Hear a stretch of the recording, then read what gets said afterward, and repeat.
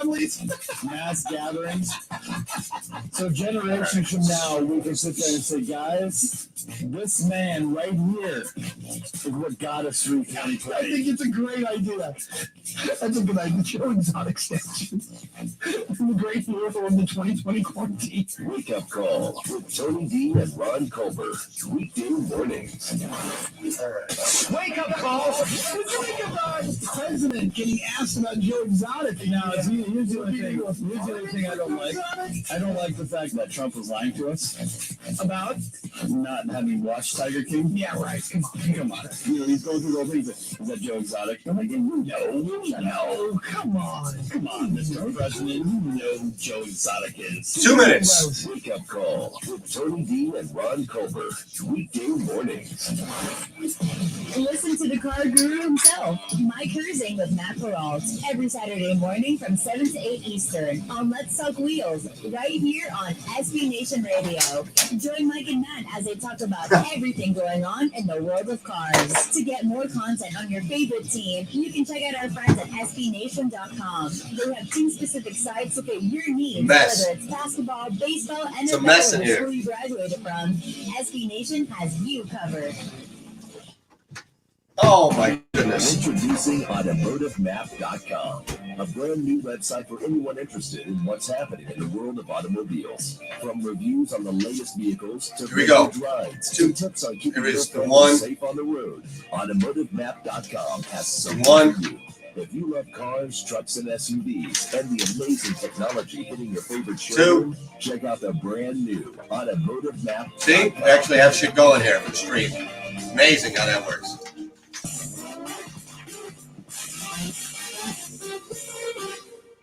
Set your system's volume control for slightly above the normal listening level. Second level thinking is defined as looking beyond the easy, obvious conclusions. You gotta do some smart thinking.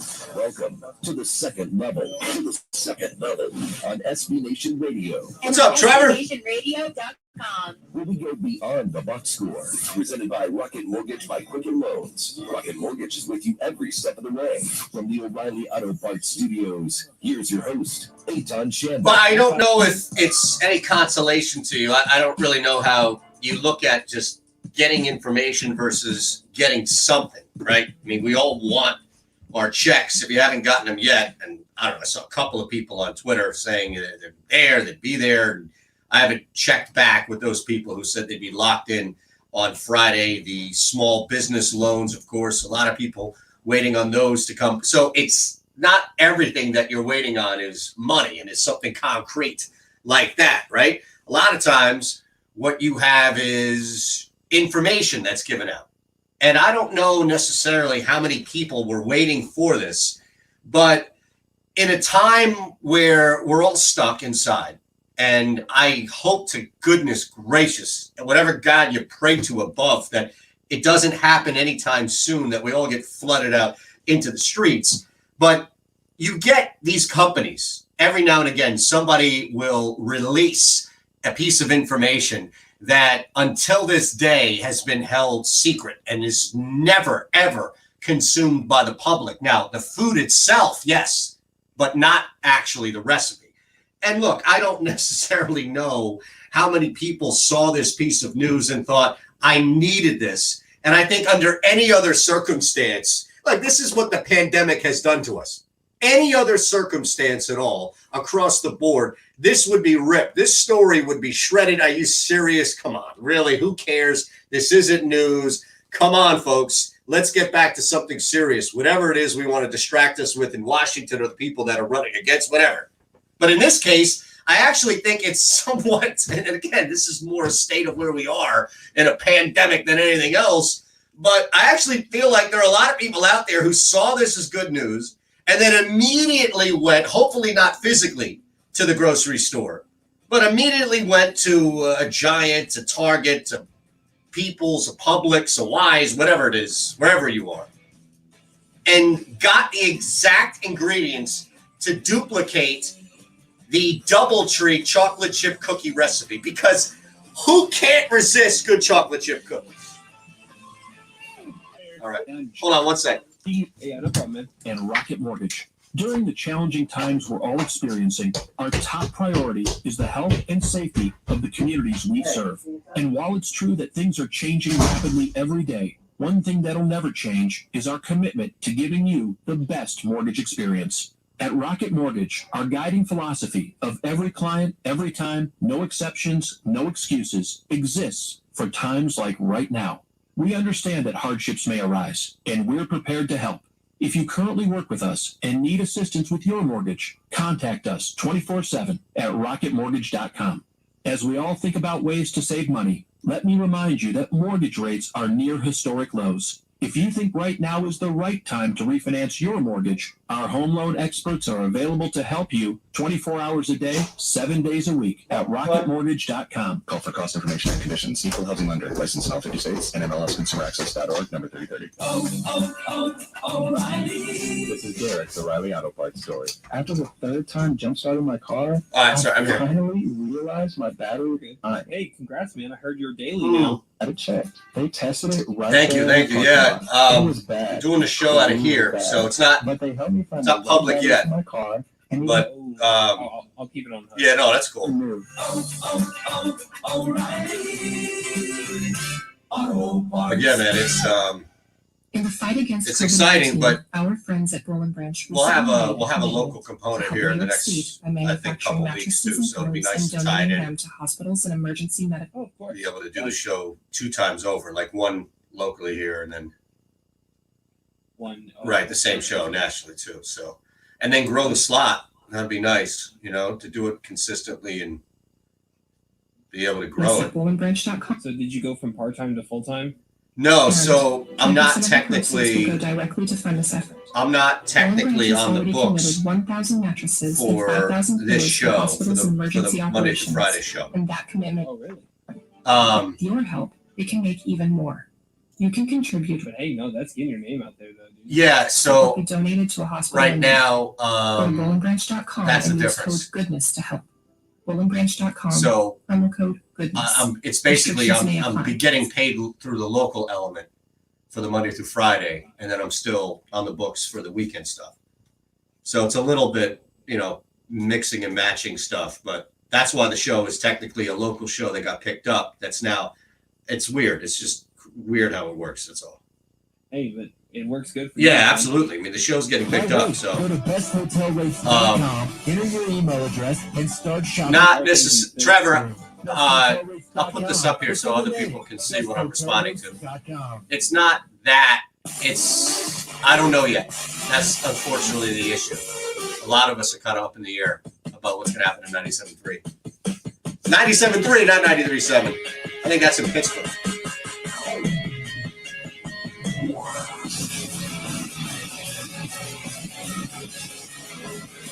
It's the second level on SB Nation Radio. And on SBNationRadio.com. Presented by Rocket Mortgage by Quicken Loans. From the O'Reilly Auto Parts Studios, here's Eitan Shander. Now we're live on Twitch, twitch.tv/Shander Show. You can weigh in, Trevor, from the 203 already. Got the show cooked up with this show, of course, in the background, which is always nice. We always recommend that for anybody out there who's on Twitch. Again, twitch.tv/Shander Show. You can follow along Twitter at Shander Show. The Facebook and YouTube streams are up, all pouring into the same spot. So if you're commenting, then I can see it and we'll read them out there as well, assuming that they have some sort of fit in the program. And if you're new to this program, chances are that it's going to have a fit because we'll go off the rails faster than not. I did see one story, and it reminded me a lot of this old book that I used to read whenever I think it was The Dentist. Maybe it was The Doctor too. But this old book and it was highlights for kids. I don't even know if that's around. I'm sure like Sesame Street, if it is still around, then a lot of the content has changed with it. But there was this great cartoon.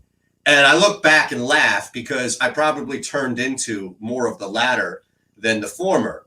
But there was this great cartoon called Goofus and Gallant. And I will always remember this because it was basically a set of, I don't know, like a grid, right? And you would have two cartoons next to each other. And it was Goofus would do this and Gallant would do that. And it reminded me of where we are now with the social distancing and how you actually have a lot of different rules depending on where you are. Some states, in fact, aren't even shut down to whereas you have a ton that are. And it keeps growing increasingly, but you still have some holdouts. The ridiculousness on the surface appears like, all right, you can't do anything. You can't be out and about. I just read a story of a former, I think it was a National Guardsman local to the state that was out with his wife and his daughter on a park, and they were playing t-ball. But the rule, of course, violated the order that you couldn't get out there. You had to social distance, and you couldn't be out at a spot like that. And it's starting to be really prevalent now across the country, where areas that you used to be able to go to despite quarantines and despite lockdowns and social distancing, you were still able to go to. Here in PA, the parks and a lot of the public spots, the national stuff that's here in PA has been closed down by the governor.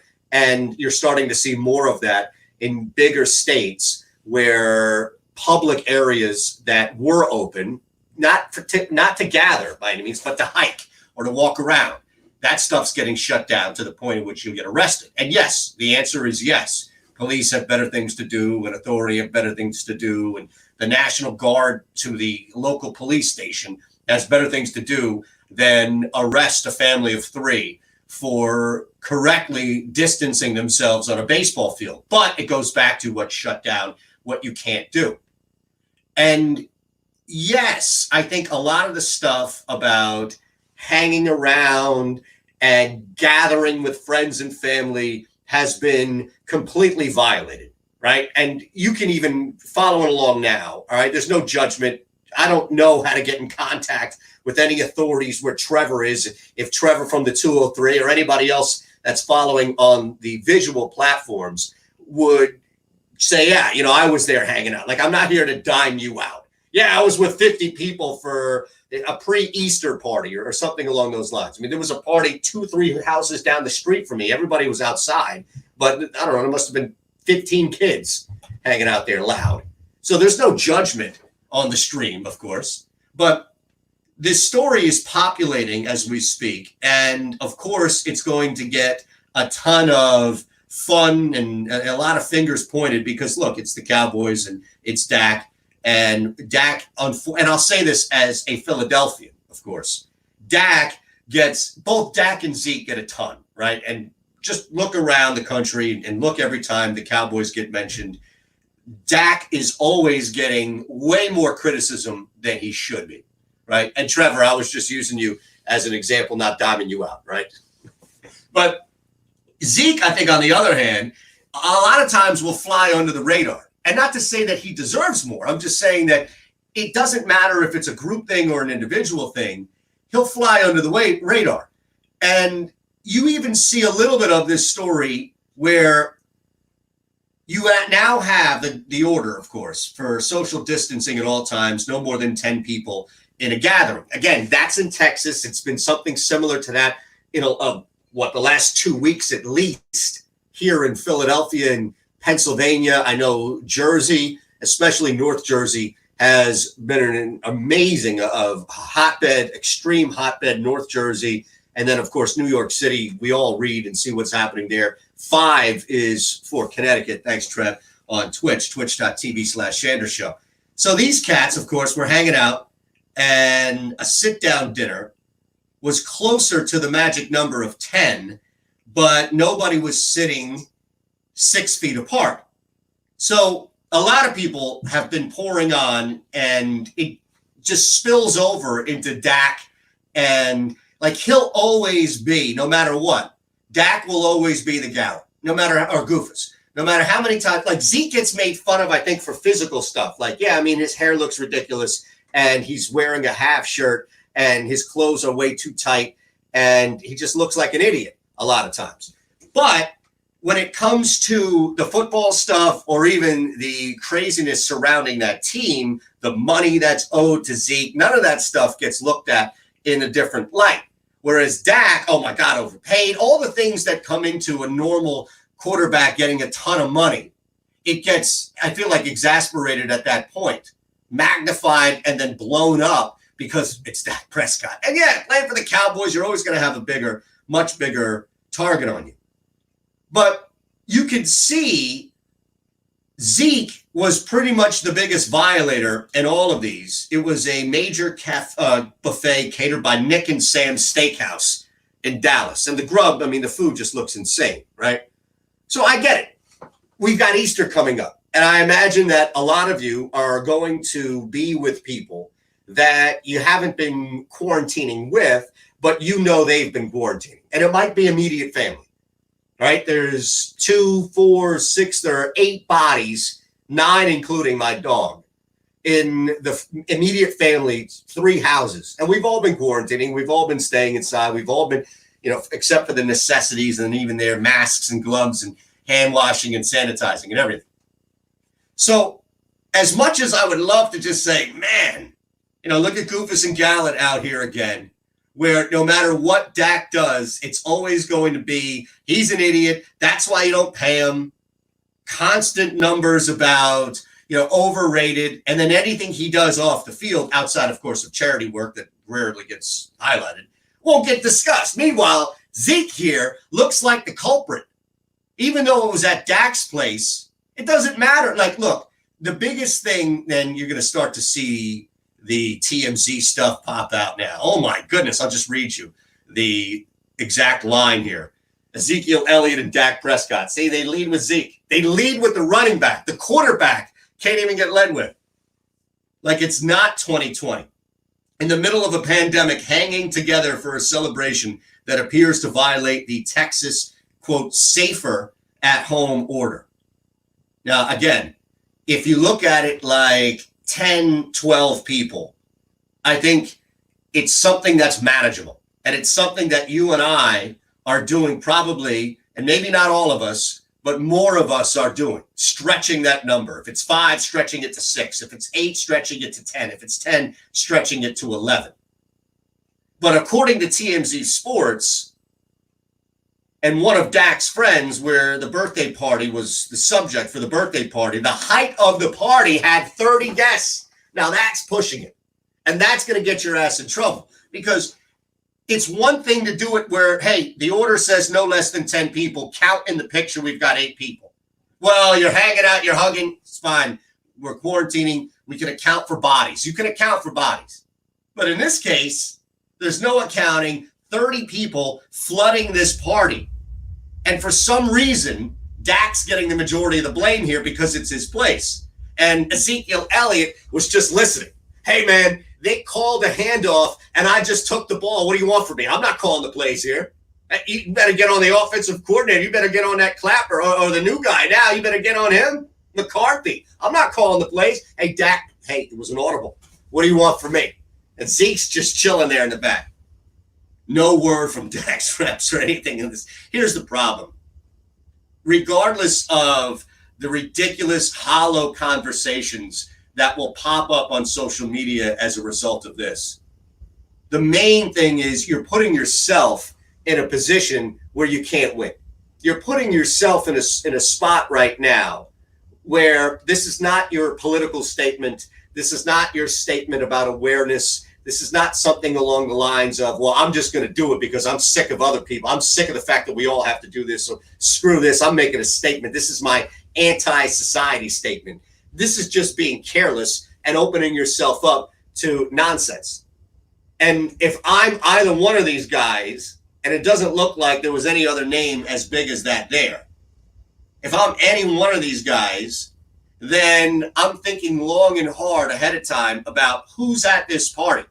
Now, if Derek Jeter can go decades with having women sign waivers, drop the phone in the basket, if Jeter can be as incognito as it gets for decades and not have one person blow his spot up, turn around and have any issues, complain, put him through the mud or the news or the ringer or anything like that, then these two guys, these two brains right here should have figured this thing out. That's where I don't have any sympathy. Now, again, 30 people is just ignorant. To be hanging, because there's no way you're going to be able to account for that.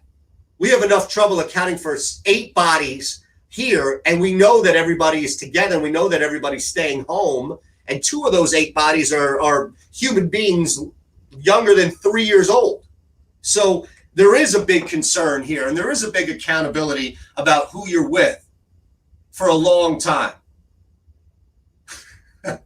On Twitch, Dak and Zeke reminds me of that college house. Doesn't give a hoot about the noise violation.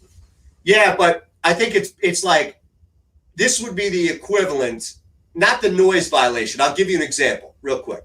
I went to Gettysburg College, and I think towards the end of my tenure there, you were finally allowed to have kegs on campus, meaning in a fraternity house, because some of these frat houses were on campus. For a while, you couldn't have kegs in the house. And that's where I think everybody was like, don't worry about it, you know, and you were paying $1,000 fine per keg. So that's where it's like, look, man, we didn't need kegs. There were plenty of opportunities to buy cases, cans, all that. Like, you didn't need a keg. At that point, you were just doing it to do it. It wasn't even a matter of, it was easier. You still had to lug those suckers in. You had to put a deposit down. You had to do all that. So while I agree, it does remind you of that college house. I think it's not about the noise violation. I think it's something more serious. Like, you guys are struggling to collect dues from the people in the house.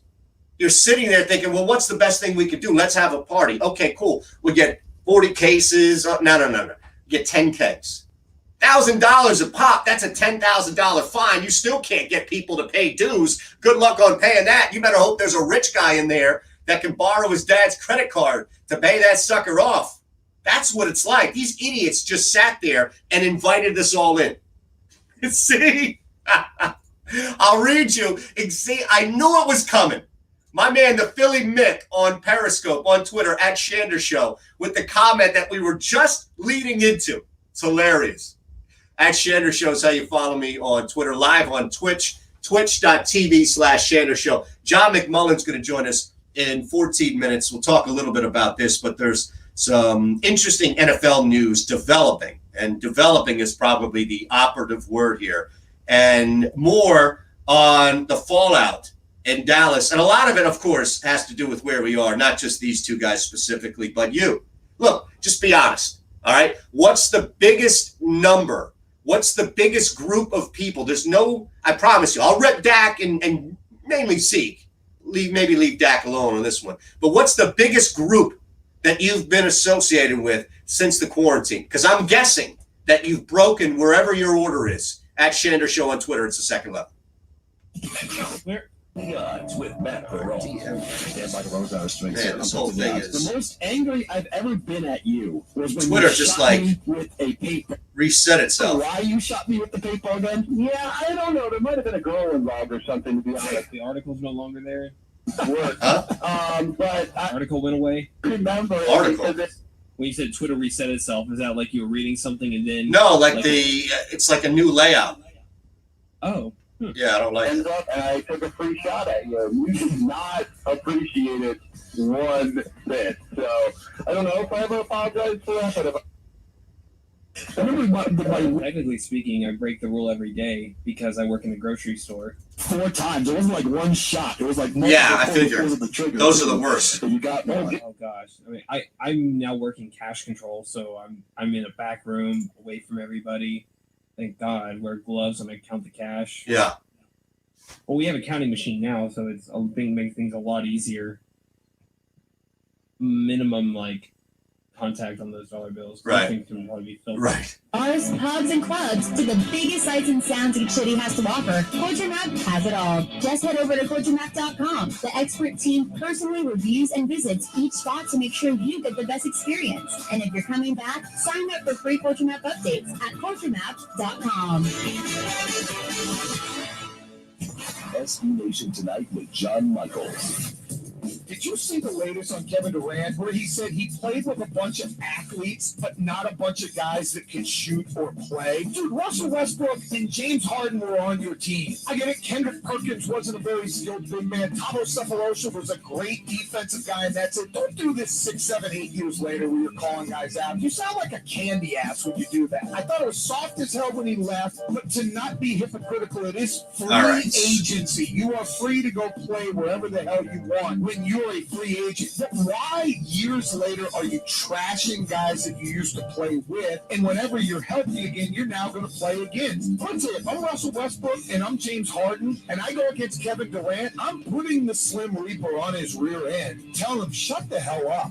You were part of the reason we couldn't get the job done. SB Nation Tonight, weeknights at 10 Eastern on SB Nation Radio. Tom Phillips, Earl Campbell, Dan Pastorini. That's true, man. I'll get to that comment. This one too. With Red, White, and Columbia Blue. These are great. Book at Houston79.com. A game-by-game recap of the 1979 Houston Oilers season, featuring player. By the way, I have McMullen's number saved, so we're okay. Awesome, thank you. It's the Steelers. Of course. And relive one of the most controversial plays ever, the Mike Renfro play. Red, White, and Columbia Blue. Download now at Houston79.com.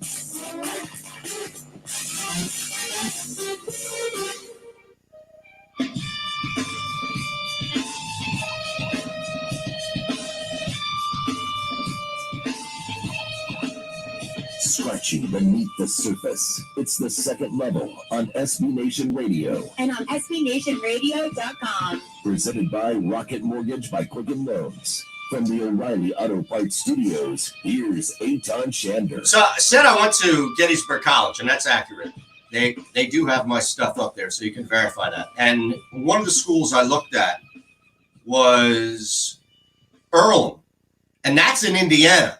And I remember I flew out there and had not too far, right, from Richmond.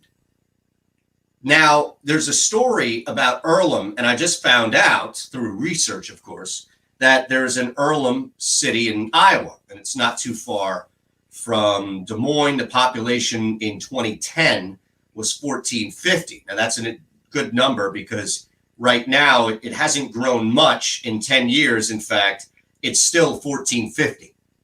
So in 10 years, the population of Earlham has yet to grow. Now, it's interesting when you look at the number itself, because you'll have to multiply that by 150, specifically $150. That's what everybody in town got.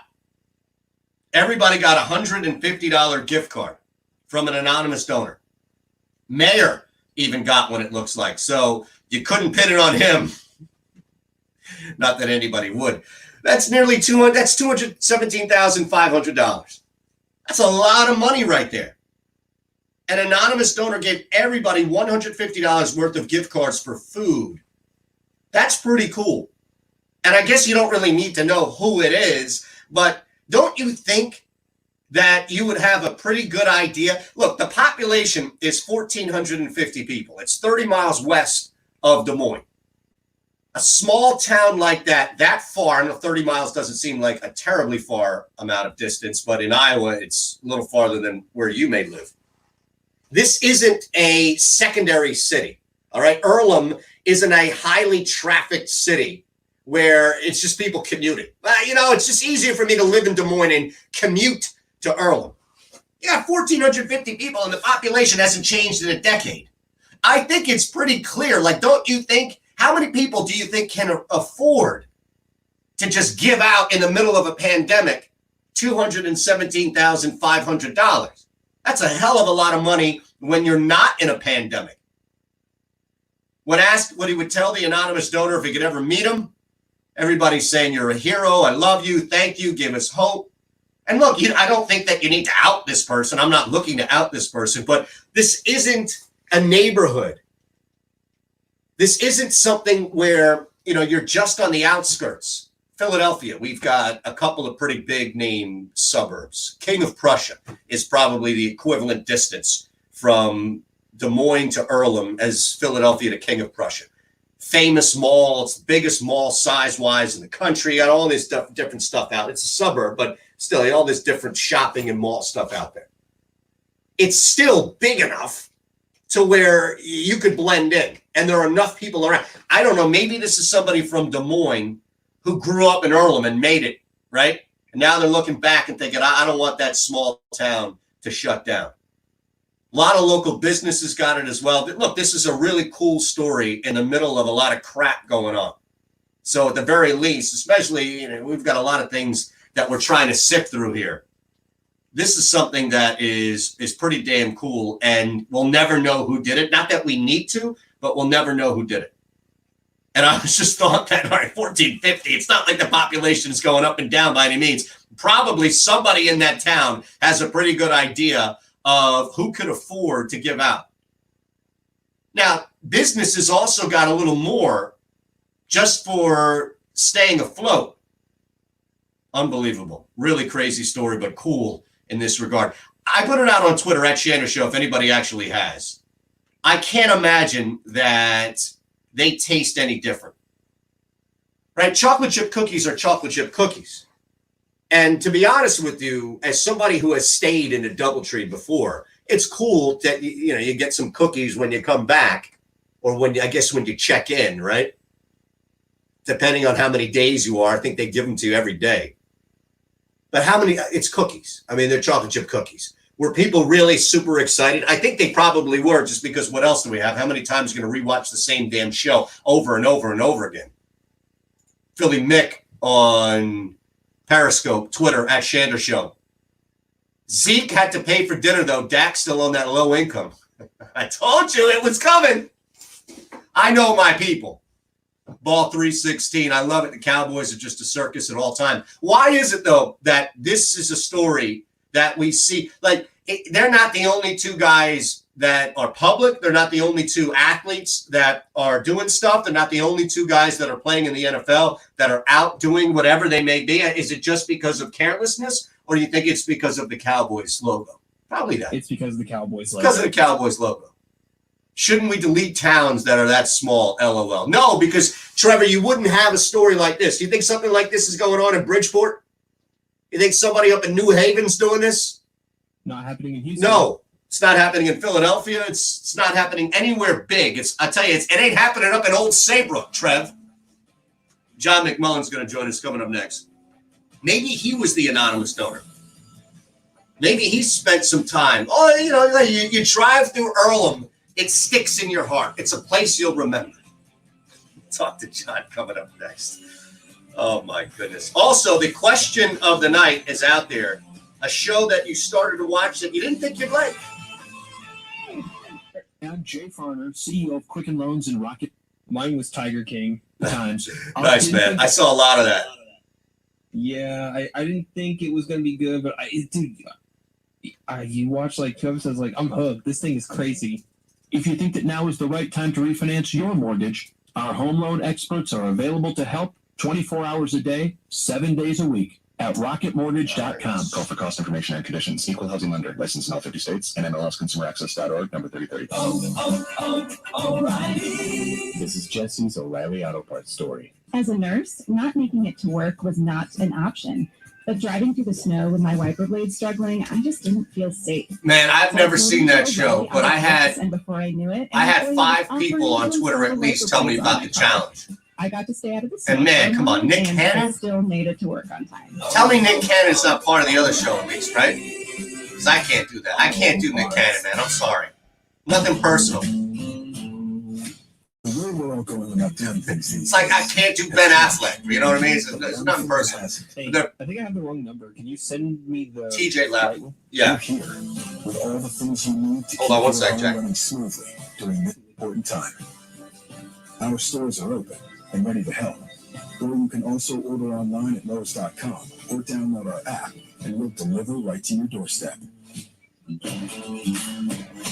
Texting enrolls you in recurring automated text messages. Message data rates may apply. Hi, I'm Frank Thomas, the Big Hurt. After I left baseball, I just couldn't stay in shape like I used to.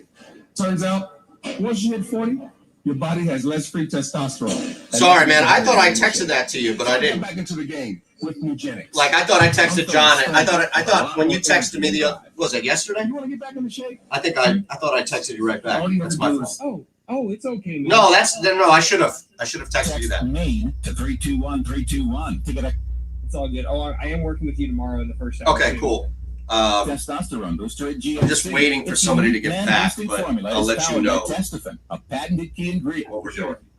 If you definitely need anything, you can always call me. Yep. And more passionate. And guys, Actually, you know what? this too. Nugenix samples are not available in stores. To get your complimentary bottle, text MAIN to 321-321. That's MAIN to 321-321. You're going on a trip, but where are you going to stay? How much will it cost? Well, it'll cost less by booking on BestHotelRates.com.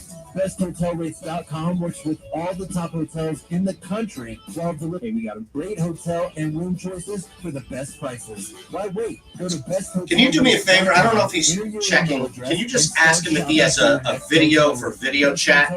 And if he does, just text me his. I texted him, but I don't think he can read it. He's probably waiting.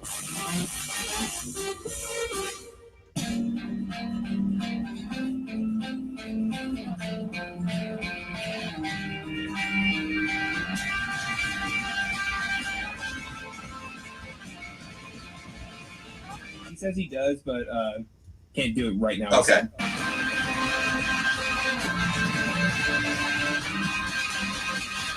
Scratching beneath the surface. It's the second level on SB Nation Radio. And on SBNationRadio.com. Presented by Rocket Mortgage by Quicken Loans. From the O'Reilly Auto Parts Studios, here's Eitan Chandler. All right, well, I have a feeling, and I can't get into specifics just yet. Now, if you're listening on the stream, Jack has already told you what's happening. And that, of course, isn't his fault because everything gets heard on. This is why you follow on the stream. This is why you follow at Shander Show live on Twitch, twitch.tv/Shander. You get breaking news before it's even broke. That's the thing. Now, I say that because I have a feeling you're going to be hearing a little bit more of me on the network. And if/when that's the case, we're going to make sure that you hear a little more of our next guest on the network as well, because we're going to have a lot to talk about regardless of this pandemic and other things outside of the NFL. It does not stop the National Football League. And we bring in John McMullen at JF McMullen on Twitter. And, you know, it's crazy here because I don't know if you've noticed this, John, but they have changed the outlook, the layout of Twitter. And I feel like that person 7 or 8 years ago, when the NCAA tournament moved to True TV, yelling, "Oh, I can't find it! I can't find stuff on here now, and I'm trying to search for your account." Unbelievable. Yeah, I didn't know that. I haven't been on my laptop. I imagine it hasn't changed on the phone. No. I've been checking my phone. Laptop is unfortunately where we are right now. So at JF McMullen, NFL, Eagles Insider as well. For, let's see, everywhere now. The Tony Bruno Show in Sirius, 97.3, Jacob Media, SI Now, all over the spot. And as always, man, we appreciate the time today. First and foremost, I'm curious because we had this out on Twitter, and I purposely did not bring it up until you first had a crack at it. Not even Jack, the producer, myself, none of us here. I wanted you first crack at it. Going into now, granted, you've got work, and that's what we're going to talk about in a minute, your work and covering the NFL, of course. There's some information and stories that I want your opinion on. But coming into the quarantine, was there I'm betting there was a show that John McMullen told himself, nah, I don't want to watch it. I won't watch it. I won't like it. Has since watched it and actually enjoyed it? No. I'm not, if I say I'm not watching something, I'm not watching something. What? To this day, let me to this day, Eitan, I have not seen the two movies I will say. I have not seen E.T. I'm going way back, and I have not seen Avatar. I refuse to watch those two particular films because I said I don't want to watch it. I have no interest in it. Everybody loves it. I don't care. And right now, I'm that way with, what is it, Tiger King? I'm not watching it. I'm not watching. Wait a second. Love Ozark. there's things I love that everybody's different, but there are certain things where everybody, you know me, everybody, and we talk about this all the time. I know you and I love you because you're different. That's why. But E.T., John. No, what was it? Avatar. By the way, I'm not. Okay, I'll give you Avatar. Avatar never, I just, it didn't appeal to me. I know it was a cool thing, but it seemed to me like a lot of the blockbusters, special effects, and a weakened, if not repurposed, recycled storyline. I've already read Pocahontas. I get it. But the thing about E.T., that's, John, like every now and again, you have to at least fake being normal, don't you? I don't even have a problem with the film. I don't have a problem with Steven Spielberg. I'm sure it's good. I'm sure it's brilliant. I just don't want to hear at the time that it's, you know, as we said, it was going. It's 30 years. I want to hear everybody on the same track, and I'm like, first of all, because it's not my type of film. I'm not a sci-fi guy. I'm not interested in it to begin with. Right. So I'm not that. If I watch it, I'll probably say, okay, that's good, and then move on. It just doesn't interest me to begin with, the genre. And so then when you top the hype on top of it, I have no interest. Oh, my goodness. I just have none. And it turns me in a negative direction. Oh, my goodness. I can't. Yeah, all right, so you know what I would love to see?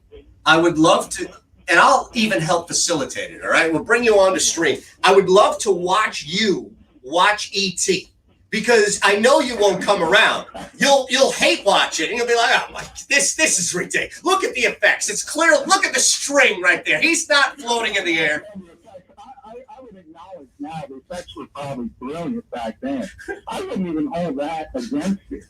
And again, it doesn't even have to do, like, I try to turn everybody, Sunday night, tomorrow night, Killing Eve is coming back. It's a BBC America show, and now it's on AMC. It's on both. It's the best show on television. I try to tell everybody that.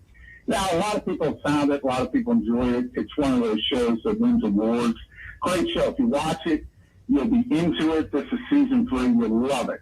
That's my recommendation to you. However, I'm not going to shove it down your throat. Sure, that's fine. I don't like these shove it down your throat people. That's my problem. That's what my problem is. I can respect that. It took me, I think, until the second Hangover came out for me to see the first Hangover, because I was told every place I went that it's the best movie of all time. You have to watch it. I get the hyperbole, and the crew, like Team Hyperbole now, has taken over our society. I get that. It took me a couple of years to watch The Wire, because everybody told me The Wire is the best. Now, since I've seen it, I can agree it's the best television show I've ever seen. But all right, real quick, Killing Eve, because you're right. You don't shove things down people's throat. And I do take, when you have a recommendation, I do take it seriously, because I feel like it comes from a place, like a centered place, not something that's been influenced or pushed. You didn't read a review and you're mimicking that. So just give me the main thing. Why Killing? Because I am familiar, but I've never seen it. So why is it the best show on television? Well, it's just brilliantly done from an editing standpoint and just from a writing standpoint. That's number one. I mean, and it's filmed all across Europe. It's got intrigue. It's about an assassin, and by the way, she's very attractive. That doesn't hurt as well. So. Wait, Eve isn't Sandra Oh, and she's the attractive one? Eve is Sandra Oh, but she's not she's one of the two main. Okay, she's not. The other one is the attract. Not that say that Sandra Oh isn't attractive, but you're saying that there's somebody more attractive. The other one is Jodie Comer. She's the real star of the show. Okay. She's a British actress, and she's Villanelle on the show, which is from books, and it's. It's sort of like a spy thriller come to television, but it's done in such a brilliant way. From just as I said, it looks like a movie. So on television, anytime that happens, and I would say the closest thing in the U.S. to that right now is Ozark, which is interesting. Came back for season 3 on Netflix. right at the same time as the Tiger thing. And now Netflix interesting. They never did this before, but they do a top 10 now. The current top 10 that people are streaming, and Ozark is number 2 to that goofy show, and I refuse to watch that goofy show. You and me both. There will be no Tiger King recaps, breakdowns, anything along those lines from me. Now, I do see odds and stuff that you can bet on the global market on Tiger King things, so for that reason, I'll at least entertain people talking, but I will never see it. I'm with you by all means.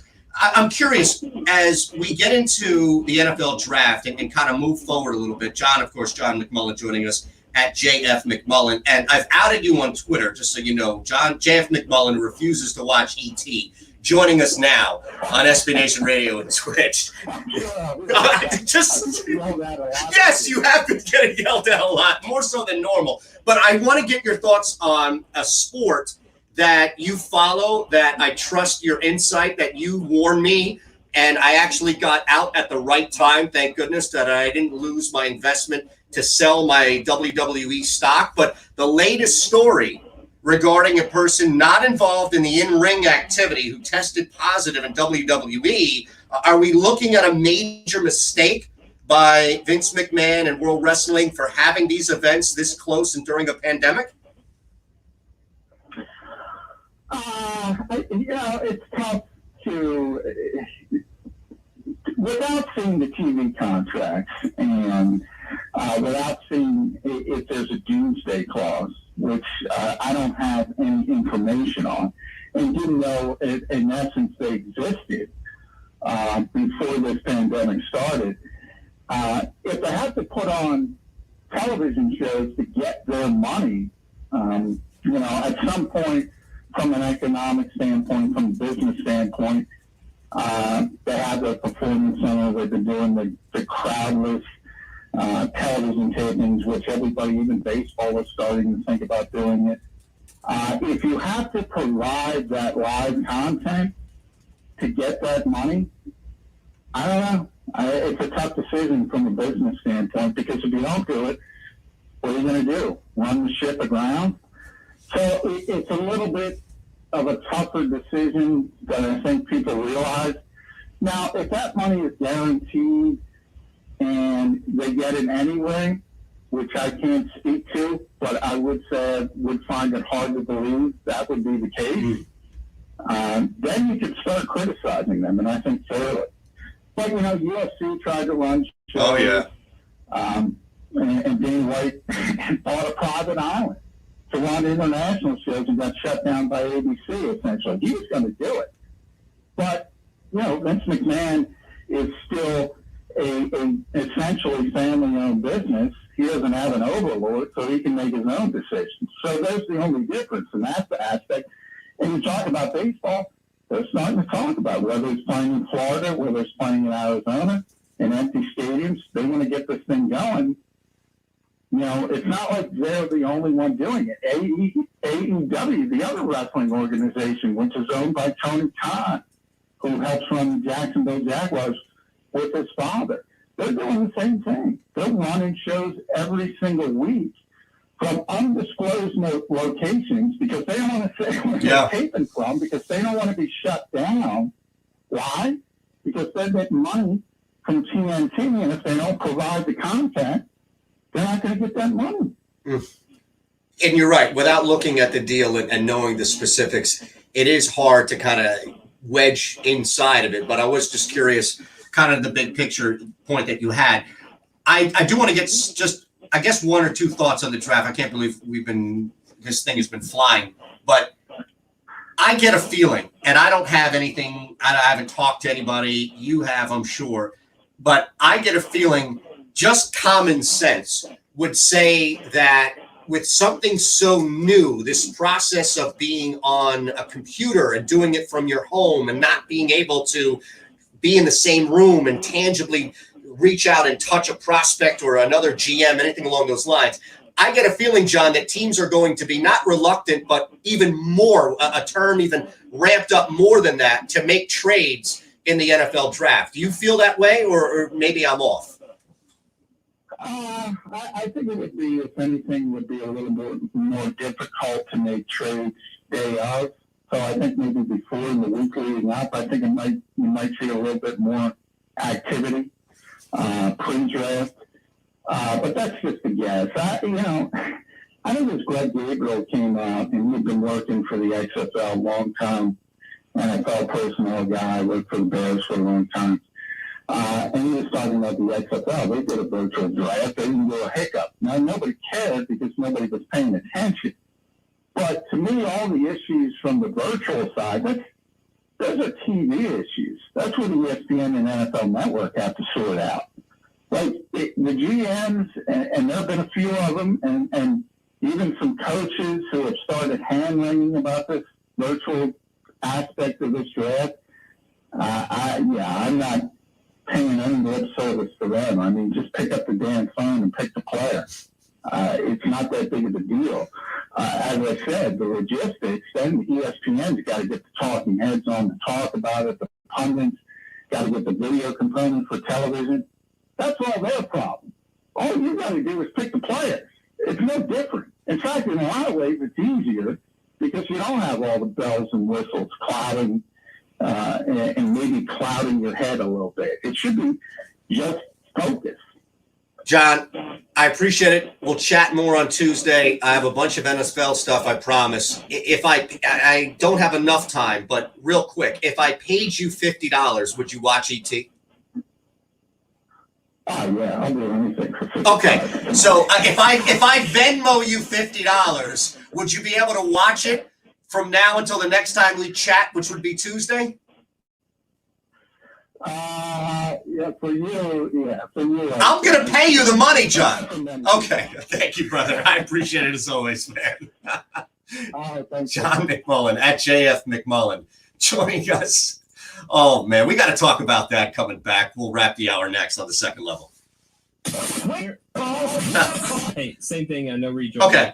That's what everybody does. Can't do it anymore. Buccaneers, you're now on our radar. It goes back to the glory days. Glory days of 20 years ago. But I'm with you with the whole glory days scenario. Who hasn't seen E.T.?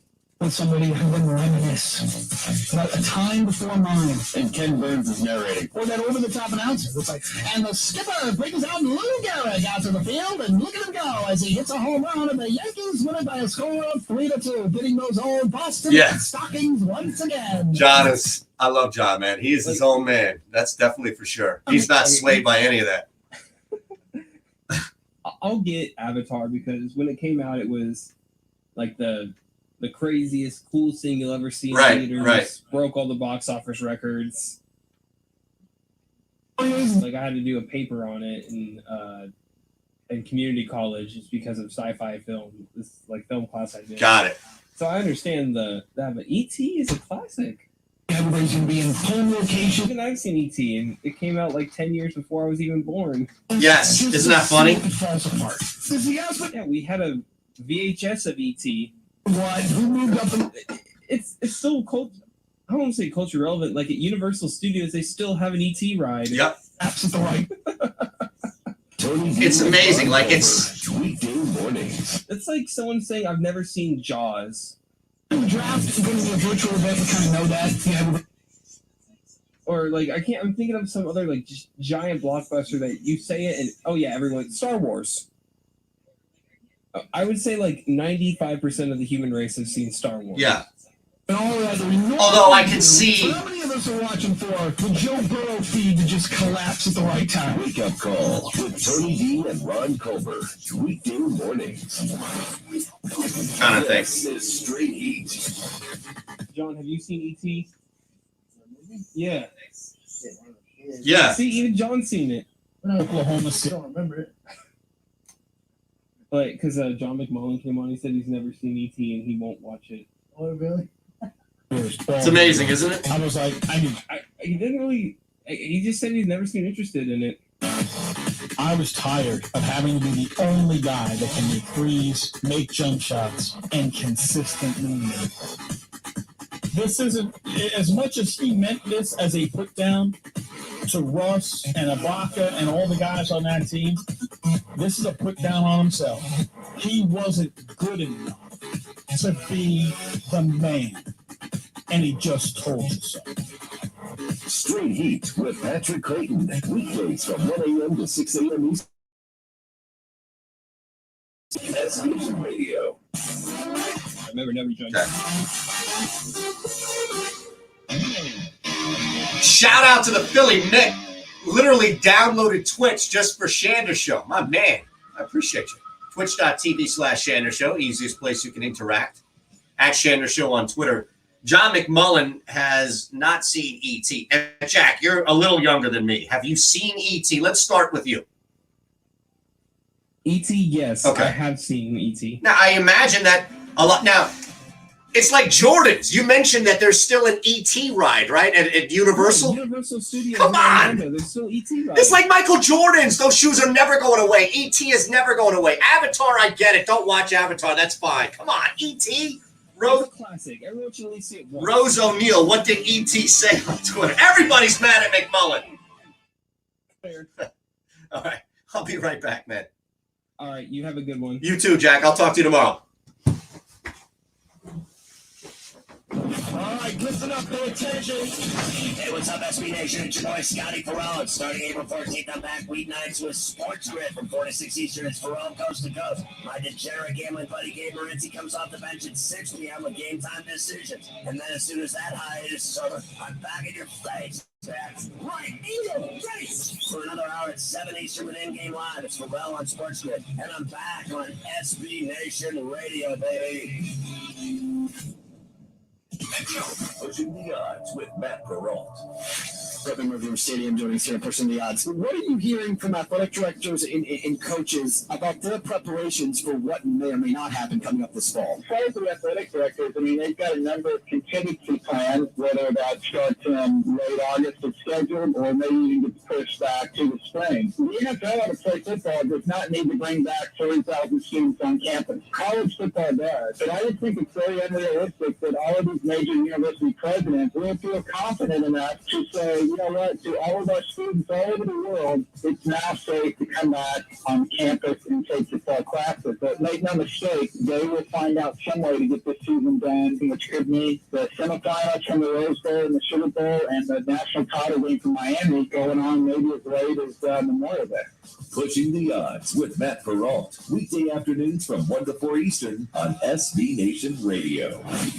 Headed to Texas to watch your team play, but don't know where to go for that pregame drink? Visit CultureMap.com for all of the hottest spots in Houston, Austin, Dallas, Fort Worth, and San Antonio. From the most popular bars to those favorite dining gems, CultureMap has it all. Then before you leave town, why not visit some of the best places to shop or see some of the sights? CultureMap has extensive coverage on all the things to do in the city you're in. So check out CultureMap.com. That's CultureMap.com. Wake up call! Wimbledon has been paying out $2 million every year for the past 17 years on insurance for a pandemic. And so they paid $34 million into this insurance. They're going to collect over $100 million from the insurance policy. Yeah. How much easier was it for them to cancel the tournament once it's like that? Shame on me, because I thought it was grass. Thought it was grass. Yeah, like you got to dried out grass in August or the fall. You can't hold Wimbledon on its grass court. Little did I know that this was an easy decision to cancel this bad boy and collect themselves $100+ million. Oh, we won't be having Wimbledon this year. All in favor say aye. Aye. Great. The ayes have it. Anybody want to process that claim? Wake up call with Tony D and Ron Culver. Weekday mornings. Hey everybody, RJ Ochoa here from SB Nation's bloggingtheboys.com, your home for the best Dallas Cowboys coverage on the web. And did you know that we have a podcast feed? The Blogging the Boys podcast feed has daily episodes breaking down the latest and greatest in the world of America's team. We have multiple shows, multiple analysts, including a Super Bowl winner, two-time Super Bowl champion Tony Casillas is part of our rotation, and we want to make sure you are as well. We're available on Apple, Spotify, and wherever else you get your podcasts. So don't miss out. Subscribe to the Blogging the Boys podcast feed today. Hey everybody, RJ Ochoa here from SB Nation's bloggingtheboys.com, your home for the best Dallas Cowboys coverage on the web. And did you know that we have a podcast feed? The Blogging the Boys podcast feed has daily episodes breaking down the latest and greatest in the world of America's team. We have multiple shows, multiple analysts, including a Super Bowl winner. Two-time Super Bowl champion Tony Casillas is part of our rotation, and we want to make sure you are as well. We're available on Apple, Spotify. What's going on, buddy? Get your podcast. So don't. Hey, what you want for the tweet? Podcast feed today. Brady set up our Twitter question of the night, and probably have to learn how to do one of those events. I was never going to be able to do the javelin. I never could have done the shot put. You could just put quarantine meals. I sure wasn't going to try to do the pole vault and jump over something 20 feet in the air. I don't know that there was anything I could have done. Like the swimming, no. I damn sure. Brady set up and Twitter question of the day, quarantine. Yep. I'm not diving in the water and flipping around like a maniac. You know what? Maybe if I train for like a year, I might have a shot to play some ping pong against somebody. Although, actually, no. Those dudes are like 40 feet off the table, and that thing's like, the ball's just flying everywhere. I could never do that either. So I don't think there's anything I could do in the Olympics. SB Nation tonight, weeknights at 10 Eastern on SB Nation Radio. Wake up, calls! Please, God, if it does come to that, can we have the Walking Dead zombies not be World War Z? Yeah, I don't need the fast-moving, superhuman. I'm not running as World War Z zombie. I'm the guy you bring because secretly you know I can't keep up with the rest of the group. Hey, I'm going to take Bob and Jim and Tony. You come with us, too. And everybody knows why you're bringing me. When push comes to shove, I'm the meal. Wake Up Call with Tony D and Ron Culver. Weekday mornings. Hi, I'm Jay Farner, CEO of Quicken Loans and Rocket Mortgage. During these challenging times, our commitment to providing you with the best mortgage experience remains. We understand that hardships may arise, and we're prepared to help. Mortgage rates remain near historic lows. If you think that now is the right time to refinance your mortgage, our home loan experts are available to help 24 hours a day, 7 days a week at rocketmortgage.com. Call for cost information and conditions. Equal housing lender. Licensed in all 50 states. And MLSConsumerAccess.org, number 3030.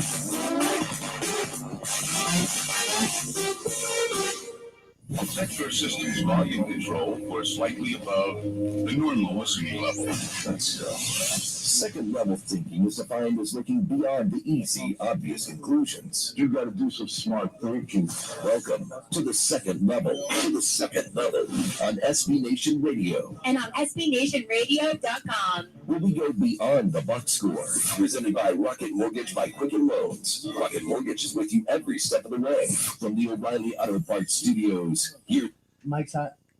All right, hour two, we need to do a couple of things. Tom Brady had a lot of you fooled. I think pretty much everybody fooled. It might have been one or two other people that saw it like I did. Doesn't mean that, hey, I'm always the contrarian. I'm not the John McMullen when it comes to Tom Brady takes. He, of course, refused to watch E.T. And I cannot believe that there's anybody out there like John, and I know there's not anybody out there like John, but I'm saying in this case, like John, who has refused to watch E.T. Avatar, other movies, that's fine, I get it, but E.T.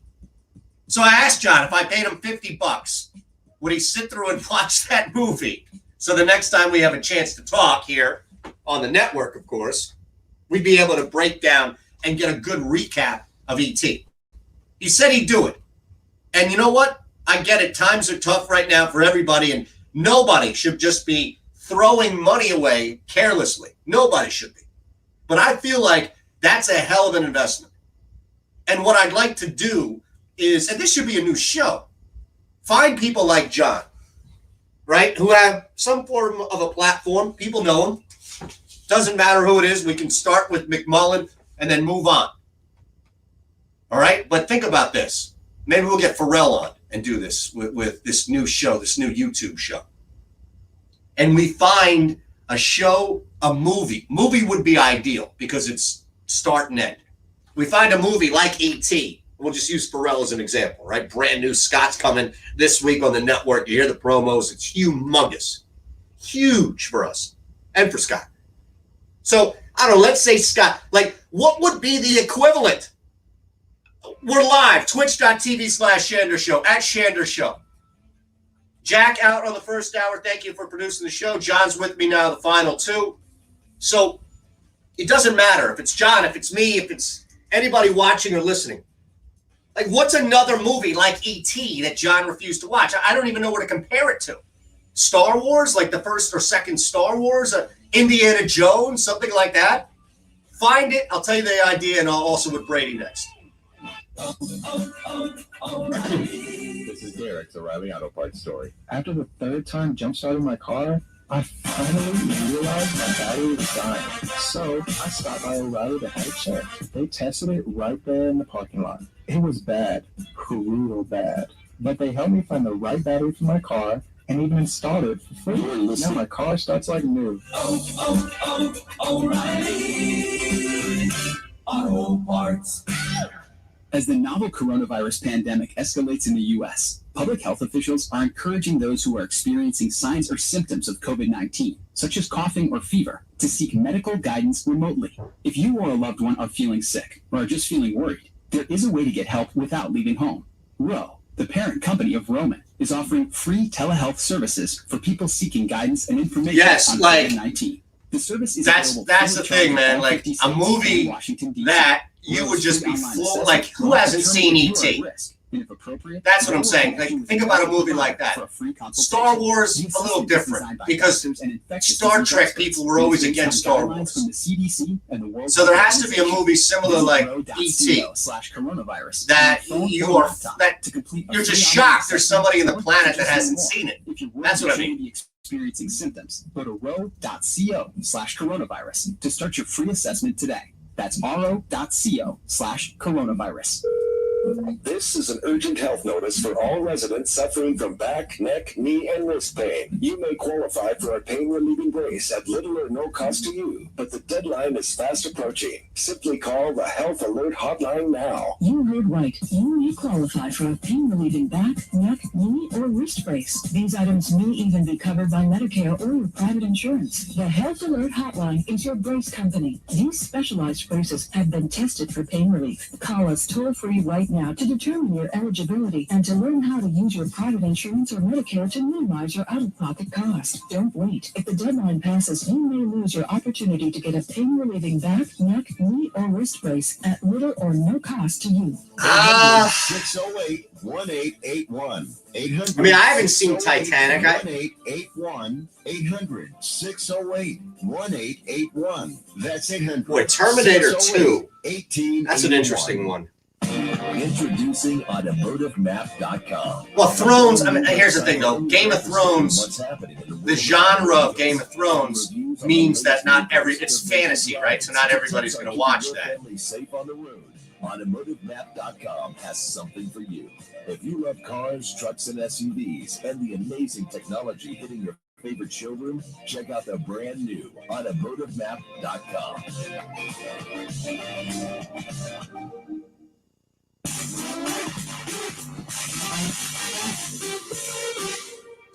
That's a good one. All right, see, you got some good ones here.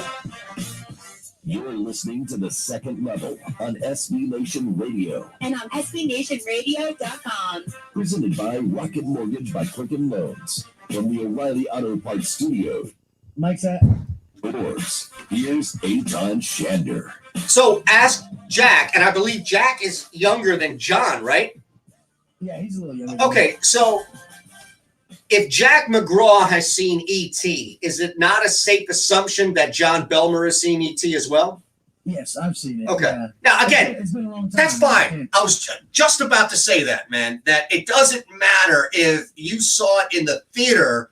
It probably was out of the theater by the time you were born, but it doesn't matter. It doesn't matter if the only time you saw it was because it was on a rerun and you were in bed, but a parent or an uncle or somebody woke, you got to see this, you got to see this.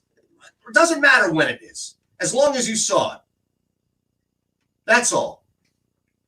I cannot believe that he has yet to see. We just talked to John McMullen It's not 30 even the minutes fact ago. that he hasn't seen it. It's the fact that he's refused Yes, to watch it. yes, that is, well, and see, here's the thing. I'm trying to have my cake and eat it too, because John is never steered by public opinion. And if there's something that he doesn't like, or if there's something that he's second guessing, or if there's something that just doesn't appeal to him, the fact that 1 million people say, oh yeah, that actually does a disservice to whatever it is. So I can see that. But look, we all come around at some point, especially on a classic. It took me a little bit to watch The Wire. I admit that. I regret it, but still, I admit it. Best show I've ever seen on television. I stand by that. There are other movies, too, that jump out outside of E.T., and that's what I was trying to figure out. So if you're watching on Twitch, twitch.tv/Shandor Show, you can follow along at Shandor Show at SB Nation Radio. And I had this question all teed up at like 50 different responses and ready to dive into this tonight, but I think I might save that for tomorrow because McMullen just derailed. McMullen, we left the station and just derailed. Now, Trevor from the 203 on Twitch says, never watched The Wire. Brother, just who do I need? This is what I'll do. And I'll do this for anybody out there listening as well. You need a week off. You'll probably need about 7 days off. But I'll write you a note. I'll pick up the phone. I'll stream video call, like whoever I need to talk to that's paying you to work. And at any point, I will go and I'll lie. And I'll say I'm doing a study or I'm doing something here for the media. I'll lie and say that this is a story that I'm working on and creating here. And I'll throw credentials as loose as they may be and see what we can get out of that. You should never, if you've seen these shows like Breaking Bad, Sopranos, Mad Men, things like that, then you have to watch The Wire. But this is about movies. This is really about movies. And I'm trying to think, and I threw this out in the break for the people watching on the stream, got a couple of good ones. In fact, I think, to be honest, we might have the best one here. But it's essentially a movie that you are still shocked. Like, it utterly floors you to find out that another human being hasn't seen it. Now, when you put it that way, I don't think there are many movies, right, that can fit into that category. And although I think the Philly Mick on Twitch, and thank you for downloading, it's very simple and very easy, nailed it. Actually, there are a couple, man. All right. It doesn't mean that there only has to be one better than E.T., but I think that it's a very small room that you could put movies into. So let me start with one that I'm a little uncertain about, and I'll throw to the audience, and of course, John is part of the decision making as well here. I am just a medium. I'm just a conduit for what I see and hear and putting it out to you. But if you were to look at it in the same phrasing of, my goodness, I can't believe, and forget you, forget John, forget me, forget anybody, John McMullen or John Belmer, doesn't matter, anybody, just in general. Hey, I was walking into the Whole Foods, kept my distance, 7-8 feet away, had my gloves, had my mask, sanitized, everything. And I hear behind me, I still haven't seen E.T. Wouldn't you stop? And wouldn't it take everything in your power to not violate that social distance and walk up to, are you serious? You've never seen it, especially if that person looks to be 30 plus.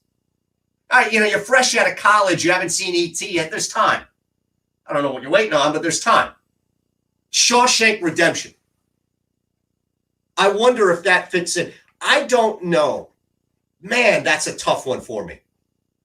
It's a tough one because as much as I want to incorporate it and say, yes, it hits that line, I do feel like it's very much of an adult movie. And that's another one that I think I have to take out as well, which is Jaws. Now, I saw Jaws when I was too young, and it scared the hell out of me, and I tried to stay out of the ocean as much as possible. But even a pool, I was scared of at that point, because I saw some Twilight Zone episode where the shark got through the grate and was in the pool. Or maybe that was Jaws. I don't know. They all start to blend together. The first one that came to mind for me was Remember the Titans. Oh, now, are you standing up or sitting down? I'm sitting down, but don't say that. I've never seen it. Oh, my goodness. Come on. How many football movies do I need to see, man? Really? That's the only one for me. See, to me, the program will always be the best football movie, right? I mean, for me, the best movie when it comes to football, and I mean all encompassing, like it has to have a story. And I don't necessarily think the program is the best story, but it's a pretty compelling one when you look at how it mirrors what's going on in college football, especially during the time. I mean, it was essentially Florida State was the university that they were at, the colors and everything there. The politics, everything down to, what's his name? He played Bo Kimball in the Hank Gather story. Linebacker, Alvin Mack, gets hurt and he's cut and that's it. You know, it's like everything. It was a sense of realism. But the reason why I love the program is because those football scenes felt real. Have you seen the program? I have not. Okay. So we're at odds a little bit because we haven't seen the other one that we're talking about. That's where we have the audience, the stream, and everybody able to help a little bit. But, man, I just thought that for me the program was – but, look, as far as Remember the Titans from a sports movie, I don't know. I think The Natural – I might put The Natural above Remember the Titans. Although although I haven't seen it, I do recognize Remember the Titans as a classic. So I took Jaws out similarly because Shawshank Redemption, and that goes to your point, John, about it needing to be more of a universal audience. And I think that when you get to adult movies, serious movies, like, come on, the reason why E.T. worked is because you had kids and you had parents and you had people across multiple generations for whatever reason. Hey, I'm taking my grandkid, or it was a family thing. With that said, so I think Wizard of Oz is the one. Like, I think, honestly, the comparison would be the Wizard of Oz, right? Yeah, if you haven't seen the Wizard of Oz, I don't know what you did as a child. Seriously. And look, I'll take you another step here. It's not so, if you haven't seen Wizard of Oz as a kid, like John said, what are you doing? Who raised you? Right? Did McMullen raise you? Right? I bet you McMullen hasn't seen the Wizard of Oz either. But you also know that it's a pretty famous thing, right? To take, is it Dark Side of the Moon, right? That matches up with Wizard of Oz. You get all cooked up in your apartment, especially now because you can't do anything. And you just sit there and you watch the music match up with the movie. So I feel like that's a whole different category of people who have seen the Wizard of Oz. And think about it. Even if you've never seen the Wizard of Oz as a 12 or 13-year-old kid, chances are that sometime through college, you've gone to somebody's house, they've had a water pipe, if you will, or something, some sort of pipe, whatever it is. Hey, man, you ever see Wizard of Oz mixed up, synced up with Dark Side of the Moon, man? And you're like, no, I haven't. And then you sit there and you watch it. So there's an element, too, where I think you could have it. The Lion King, I've seen it, but I don't know if I would throw it in there. That's a tough one. It does match up, though, with the family movie. It does match up with that element. I don't know if it would be as popular, though. Is it?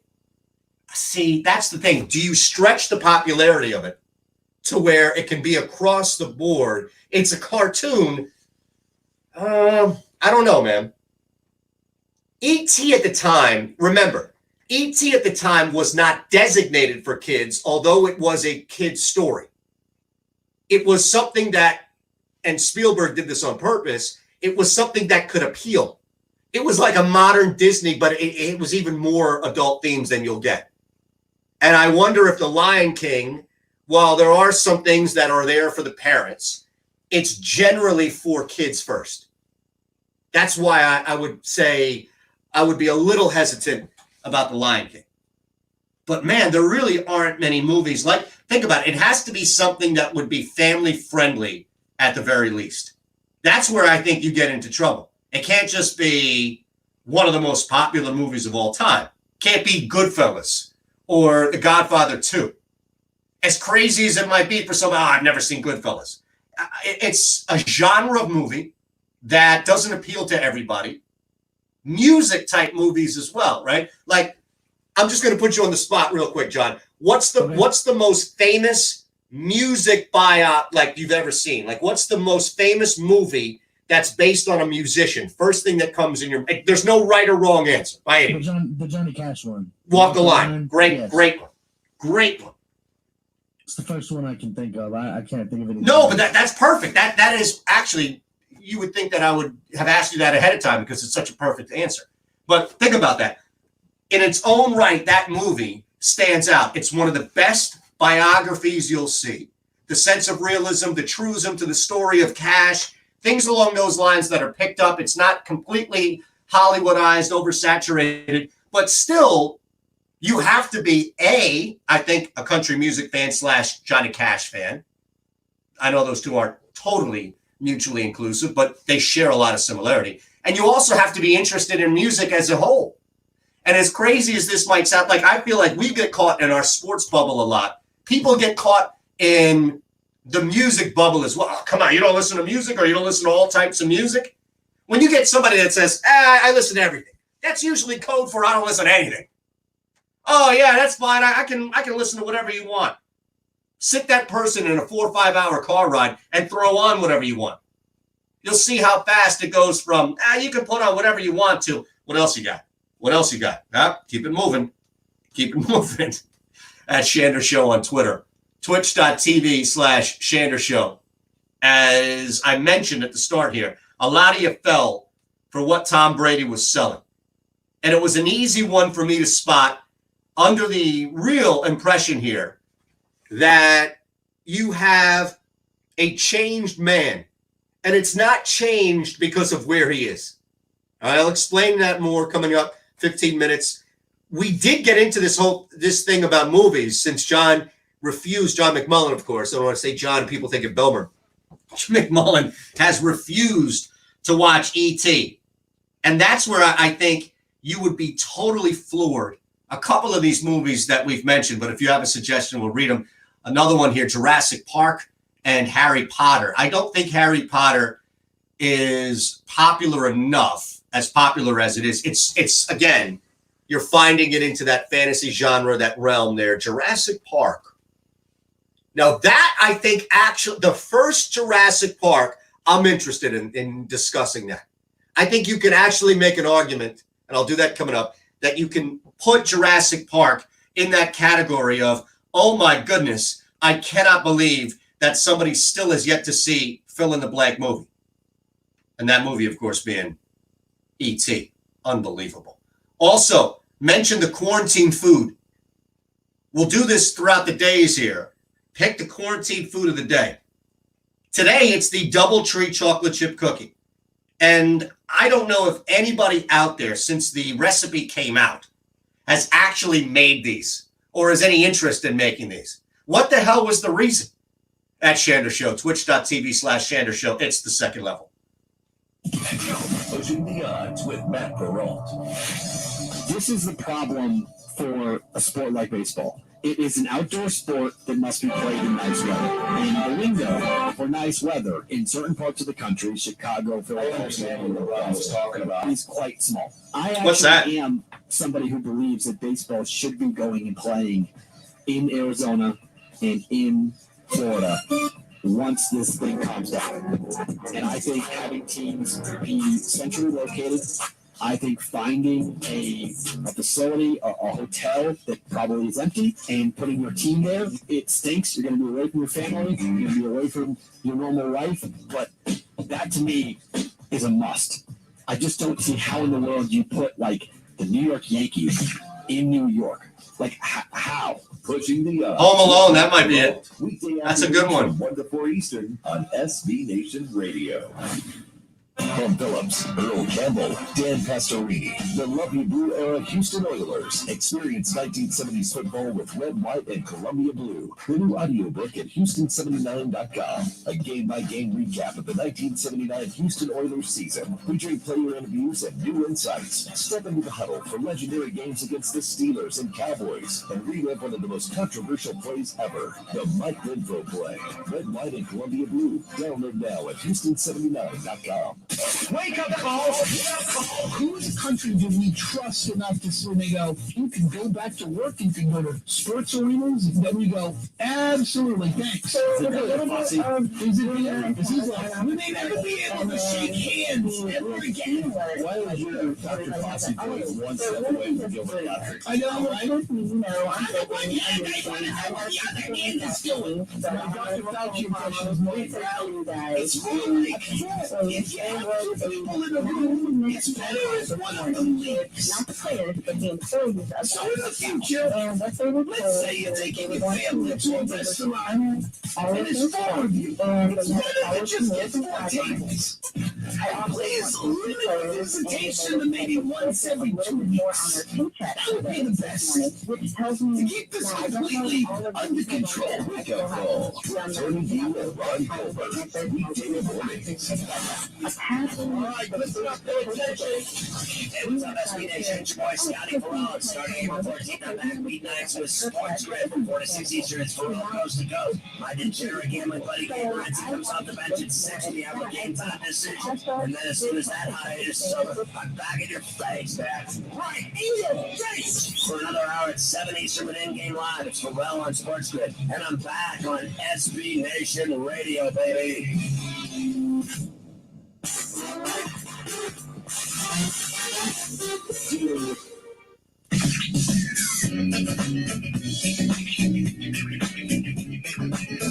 You're listening to The Second Level on SB Nation Radio. And on SBNationRadio.com. Presented by Rocket Mortgage by Quicken Loans. From the O'Reilly Auto Parts Studios with way more. Mike's hot. Here's Eitan Shander. At Danzig 5101, I never nor will ever watch Titanic or The Wizard of Oz. Well, we gave The Wizard of Oz out there as one of them, right? We did. Okay. I guess we found somebody. Now, come on. I might say Titanic has an argument on that too. Yeah, but I really? Was the Titanic... Okay, so let's look at this. I felt like when the Titanic came out, and maybe this is just how a lot of the historically based referenced movies are, but I felt like even still, like the reviews came out and they took some liberties, and it wasn't really it was about Leo and the old woman at the end who wound up lying about everything, right? So I just feel like it wasn't.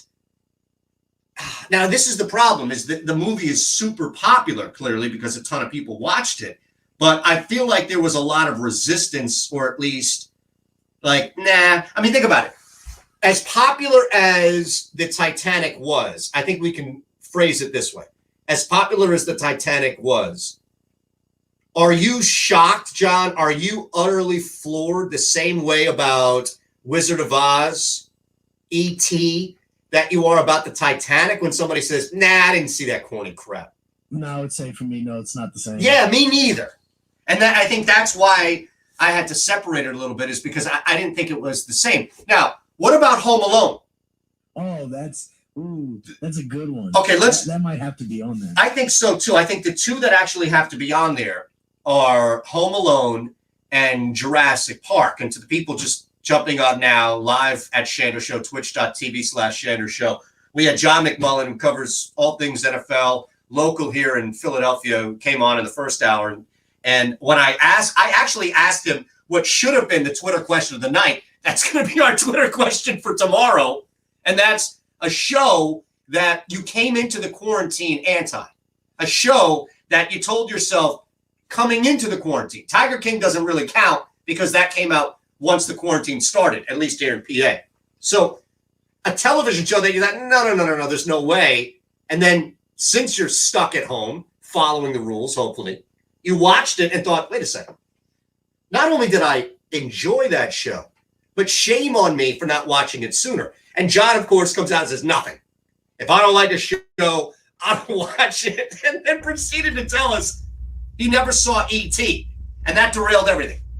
So not only did we out him on Twitter, but we tried to figure out similar movies that would elicit that same response of, oh my goodness, I can't believe it. And we had a couple, but a lot of them, because they're not full on and not even family, but family friendly. And I still think like Home Alone, yes, without a doubt, we'll put it in there. But I still think Jurassic Park makes it. I still think that you can make a compelling enough argument. First off, adults went to see it. It was a Spielberg joint. It was different. You had dinosaurs. The concept, although it was based on the Michael Crichton book, the concept was new on screen. Not the first time you've ever seen a dinosaur on screen, granted, but the concept of the park and taking it to the screen, it was new. Executed in a really cool fashion. I don't even know how many Jurassic Parks they made, but I think I stopped watching after the second one. First one was insane. Newman, right from Seinfeld, gets crushed. It was awesome to see that. I remember that epic scene when they're in one of those buildings, and it's almost like the pharmacy, right, where they have to get medicine, and the velociraptors are in there.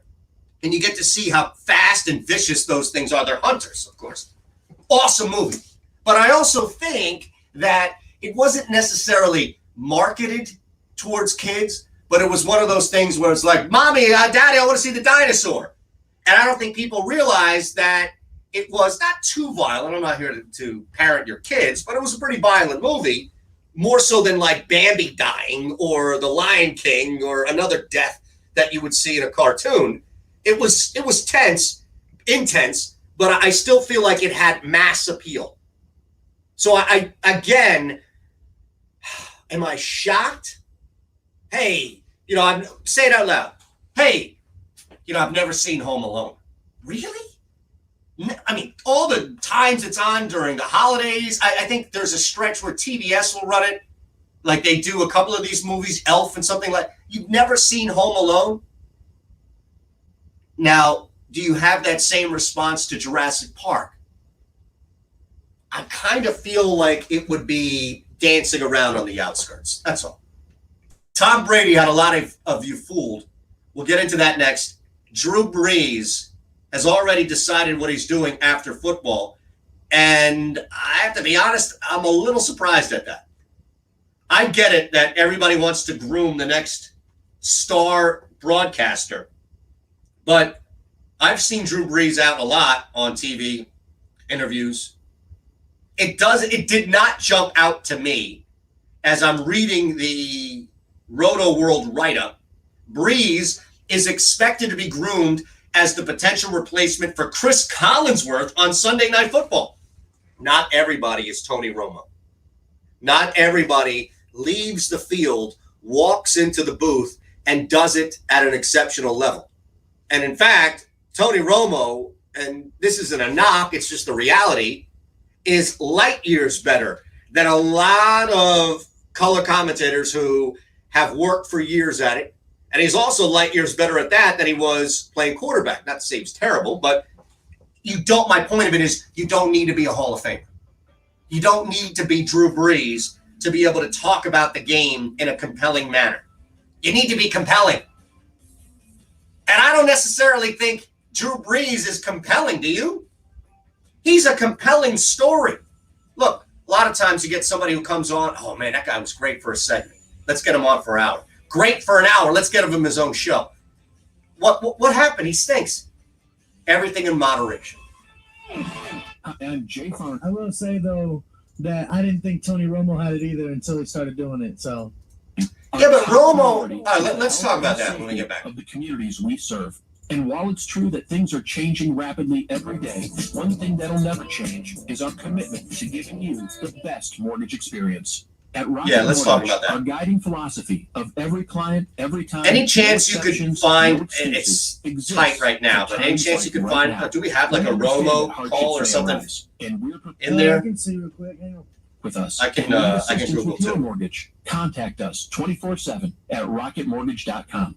As we all think about ways to save money, let me remind you that mortgage rates are near historic lows. If you think right now is the right time to refinance your mortgage, our home loan experts are available to help you 24 hours a day, 7 days a week at rocketmortgage.com. Call for cost information and conditions. Equal housing lender. Licensed in all 50 states and MLSConsumerAccess.org, number 3030.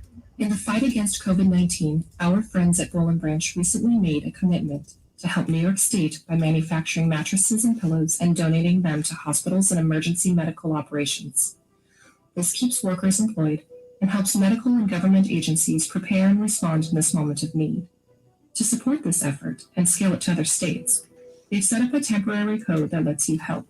When you use code GOODNESS at BolandBranch.com, you will get 10% off your purchase and 10% of the proceeds will go directly to fund this effort. Boland Branch has already committed 1,000 mattresses and 5,000 pillows for hospitals and emergency operations, and that commitment is firm. But with your help, they can make even more. You can contribute $100 to cover the cost of a mattress that will be donated to a hospital in need. Go to BolandBranch.com and use code GOODNESS to help. BolandBranch.com, promo code GOODNESS. Restrictions may apply. See BolandBranch.com for details. Texting enrolls you in recurring automated text messages. Message and data rates may apply. Hi, I'm Frank Thomas, the Big Hurt. After I left baseball, I just couldn't stay in shape like I used to. Turns out, once you hit 40, your body has less free testosterone, and that can make it harder to get into shape. So I got back into the game with Nugenics. I'm feeling stronger. Of course, my computer's on the fritz now. I found some Tony Romo calls. I won't be able to get it to you right this second. No, that's fine. Simple. All good. Frank's right. Just text MAIN to 321-321 to get a complimentary bottle of award-winning Nugenics, the #1 selling free testosterone booster at GNC. Its unique man-boosting formula is powered by Testofen, a patented key ingredient clinically researched to help a man feel stronger, leaner, more energetic, and more passionate. And guys, she'll like the difference too. Nugenic samples are not available in stores. To get your complimentary bottle, text MAIN to 321-321. That's MAIN to 321-321. Hey, we got a caller. We got a Greg in Denton, Texas. Let's do it. Wants to talk about the movies and stuff. Let's do it. What's the number? I forget because it changed. You're listening. It's 1-800-224-2004. Radio.com. Presented by Rocket Mortgage by Quicken Loans. 224-2004. With way more than the score. What's his name again? Here's 8. Mike's out. I'm going to go out to the line in a sec. 1-800-224-2004 at Shander Show. Twitch.tv/Shander Show. You can listen, of course, on the app, SB Nation Radio app. We have a ton of ways in which you can follow along and, of course, interact. And we are going to play you at some point, hopefully this hour. We'll see if we can slide it in here, this segment. Something from Romo, because I just don't think you're going to get that from Drew Brees. John mentioned something in the break about Romo, and it did stop me for a second and have me checking back to where I was when Romo came right out of the booth. And, of course, Tom Brady had a lot of you fooled. Here's what happened. An hour ago, we brought on the great John McMullen, NFL Eagles insider as well. Hear him right here on the network a bunch. Have a feeling you might be hearing him a little bit more with me moving forward. And he said right in the beginning, I couldn't even get, I think we got one NFL question because he completely derailed everything. Saying not only has he never watched E.T., but he refused and still refuses to watch E.T. It took me goading him and basically assuring that I'd pay him $50 after that to watch the damn movie. So the next time we chat, he could talk about it. So that, of course, came out and it opened up the door for a huge discussion trying to find the right movie that would elicit that same response. And I don't mean wow, you've never seen Goodfellas? Wow, you've never seen The Godfather 2? But I mean specifically, oh my, like floored. Think about that same reaction you had when you heard it, when you were listening, that McMullen never saw E.T. That's the same reaction, like Home Alone. Wizard of Oz is another one, right? That we thought, how could this be? Like, how could you never, ever see Wizard of Oz? And then on top of it, it's to be anti. It's not just, oh, I never saw it, but it's to be anti as well. All right, let's go out to Denton, Texas, and talk to Greg. Greg, you're on the second level. I can't believe you guys have not missed for Star Wars. There may be a nomadic tribe in the Amazon that hasn't seen Star Wars, but those are the only humans on the planet that haven't. All right, I'm glad you mentioned this. We talked, it might have been in the stream, and you'll have to forgive me, Greg, because a lot of these conversations we have are off there. That's why we have the stream going. But the one thing about Star Wars, and we didn't make a definitive decision by any means, so I'll finish and I'll let you sway me and the audience. But I felt like there were enough Trekkies out there who were anti-Star Wars and felt like it was an infringement on their star and their galactic series, and were anti and refused to see it on the strength of it violating Star Trek, pardon me. No, not at all. Not at all. Because, when the new ones came out, for about 2 weeks when I was in law school, they played the old one. And so we went to go see it. A bunch of us did. And the theater was crammed for people to go see a movie that came out in 1979. Look, I have to be honest. The only thing that got me, and again, we're talking about not just I haven't seen it, Greg, but I refuse to see it. That's why I threw the Trekkies in there, because they're the ones who are going to be the holdout. You're right. There's some group of people somewhere outside the Amazon, and the Trekkies are probably the only ones in there. Look, Greg, I appreciate it. Great call. And we'll throw it up there. Look, I danced around it because I was convinced that the Trekkies were enough of a group that you would find people that would be anti. But Greg's right. I do think that the remakes, or not the remakes, but the fact that they were putting in so many of these movies, and you had Star Wars, another Star Wars after another Star Wars, it repurposed everything. It repurposed everything here that you start to watch back as a kid, and it's not just the nostalgia that comes back. And this is where I do feel like if you could get past your 8 to 13-year-old son or daughter watching a movie that clearly doesn't look anything like, from an effects standpoint, what you would see now. I mean, the equivalent of sitting your child down and watching the first Star Wars because the 6th or 7th Star Wars is out is like you sitting your child down and saying, hey, this is what Madden used to look like. Way back in 92, we had this video game called Madden Football where an ambulance would come out and run over everybody. That's, I think, the equivalent. But to be fair, and this is to Greg's point, once you saw the new Star Wars movies come out, you saw people my age and, 40, 41 with kids going back and watching that. So that's something that I think Star Wars has that a lot, if not all these other movies, really don't. At Shander Show is how you get me on Twitter. Again, 800-224-2004. I don't know many movies that you would be truly shocked. I do feel that way about Star Wars, the first Star Wars, and really the first 3. But that's I feel the same way about Indiana Jones. But then again, I saw it when it first came out, and I was young when it first came out. So I get that. I mentioned this thing about Drew Brees. We'll get to Tom Brady, I promise. But the Brees thing, just to hear the difference. Now, Drew Brees, I'm not going to play some Ellen interview or something where Drew Brees is the subject of discussion. It's really tough, I think, to come out and perform at the high level that Tony Romo did. Let's listen to Romo, and then we'll kind of look at the difference between what Romo is now versus what Drew Brees has to be if he's going to take over Chris Collinsworth. Jim, you want to see the play of the year, I think, from a quarterback perspective? Watch this from the first half. Look at Mahomes' eyes and head. He's looking to the right and throws it all the way across the left. That you will not see again anywhere this year, I promise you.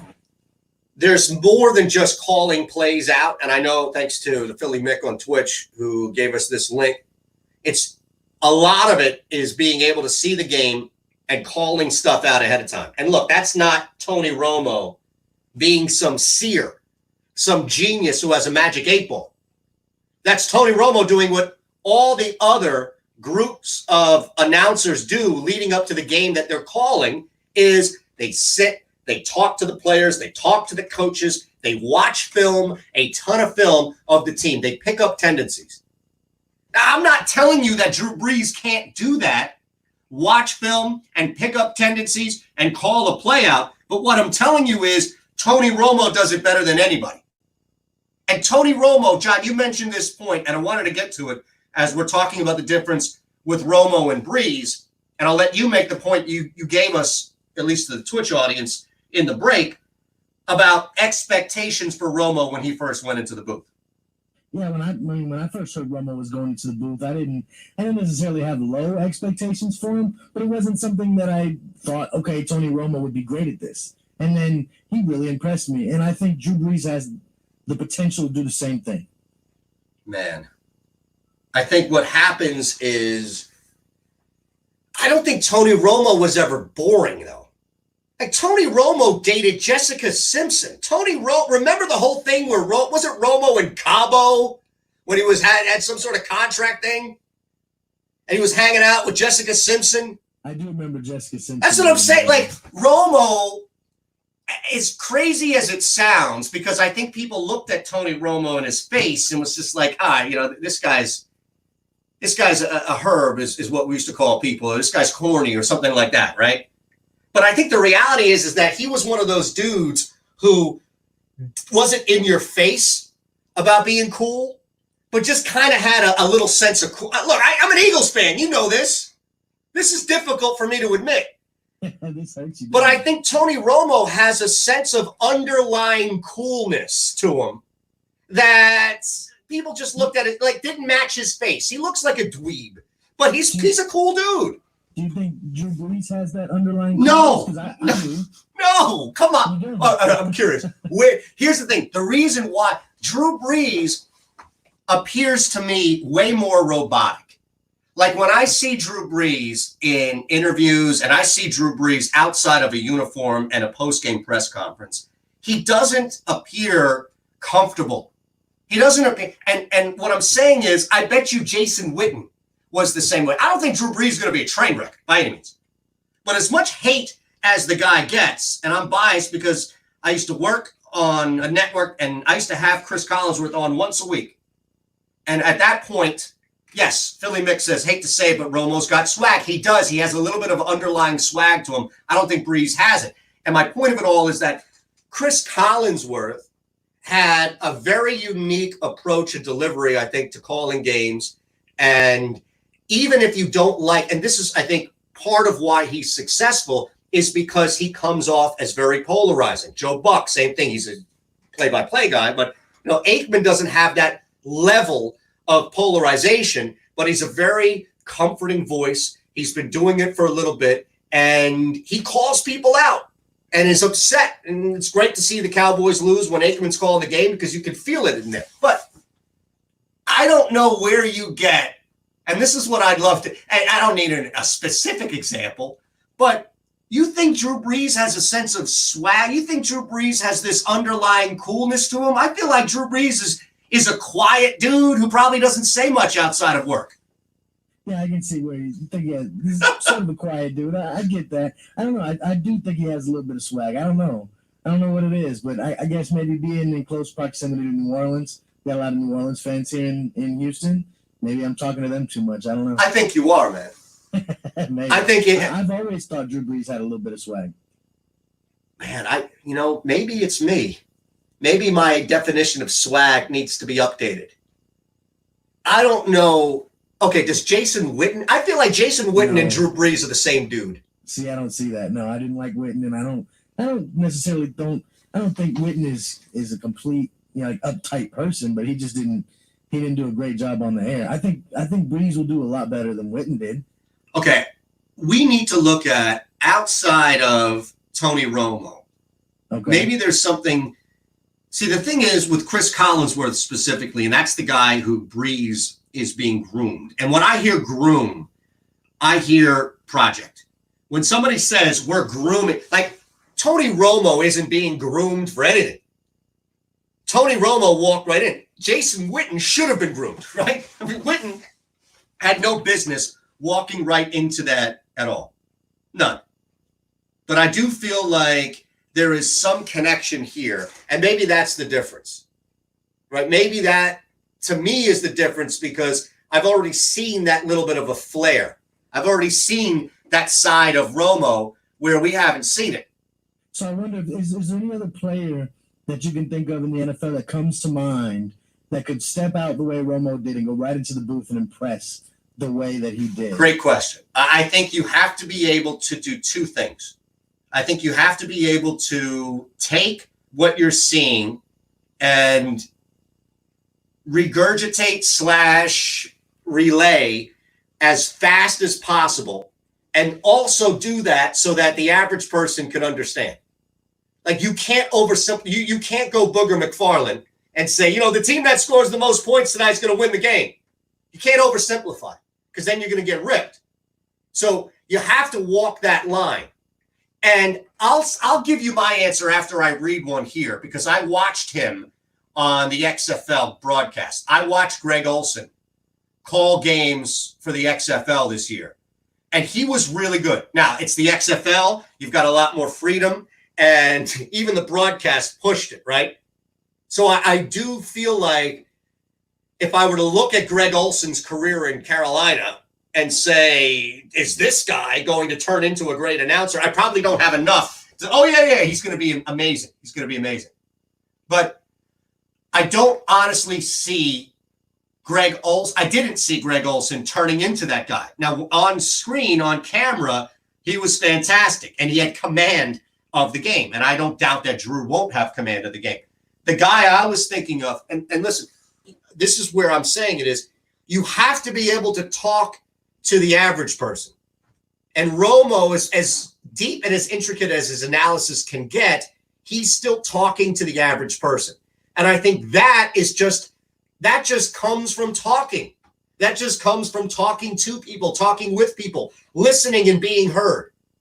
So I think someone like Richard Sherman could step out and be in the booth and do it in a timely manner, but also talk to the average fan, talk to the everyday fan, while being intricate and breaking something down. That's an interesting one. He jumped out at me. Because I feel like Sherman can, and here's another thing, dude, you have to be able to handle a bunch of different things. I know we'll wrap the hour coming up, but you have to be able to handle other things outside of just football. Think about how many times Chris Collinsworth was ripped for staying away from certain things. Ooh, interesting one on Twitch. We'll get to that to wrap the hour at Shander Show, twitch.tv/Shander Show. It's the second level. SB Nation tonight with John Michael. Yeah, we always do this. I always tell you to tweet something that we'll talk about, and then we never talk about it. I know, now it's this hour. I don't want to open up the thing with Brady. I'm trying to do the Brady thing for an hour. I know.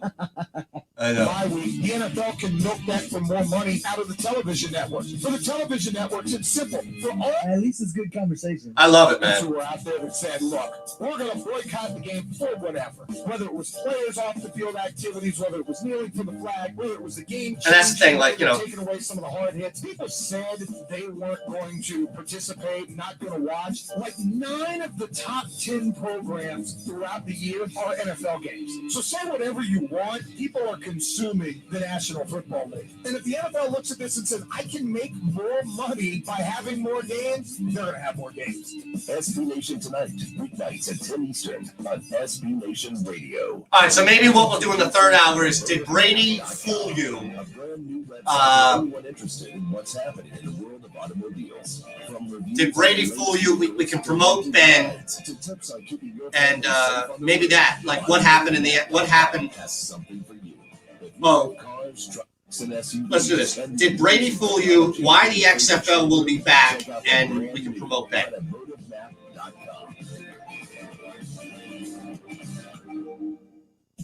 You think the XFL's coming back? I do. Ooh, okay. How has quarantine life been for you? Probably the most important word that we can all. I think they will too, but I think it'll be more like 2022, 2023. Used to as a society we move. Yeah, but there's really no there's really no need for them to whatever it is that caused them to cancel. I mean, that's the same reason I think that everything else. Like if you have your health, then you are a very wealthy. Yeah, but they went ahead and done away with 2021 too already. No, not next year. Yeah, I thought they said they weren't returning for 2021 season.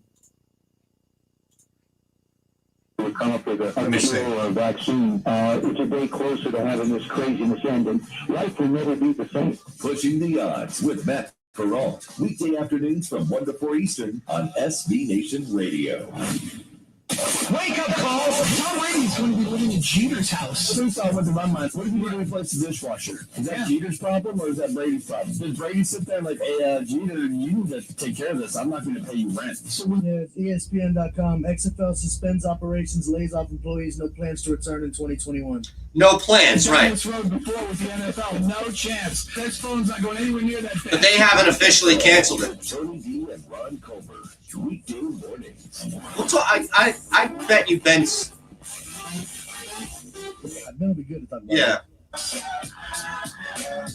Scratching beneath the surface. It's the second level on SB Nation Radio. And on SBNationRadio.com. Presented by Rocket Mortgage by Quicken Loans. From the O'Reilly Auto Parts Studios, here's Mike's hot. Funny story where Todd Gurley, despite Deion Sanders' wishes and pleas, will wear 21, that number. And yes, I promise we'll get to Tom Brady in the third hour. PJ Walker from Temple was fun to watch. I agree. I really do miss the XFL, and not just from a betting standpoint, but from watching PJ Walker. Now, on Twitch, I saw Jay Cutler as a guy who could step into the booth.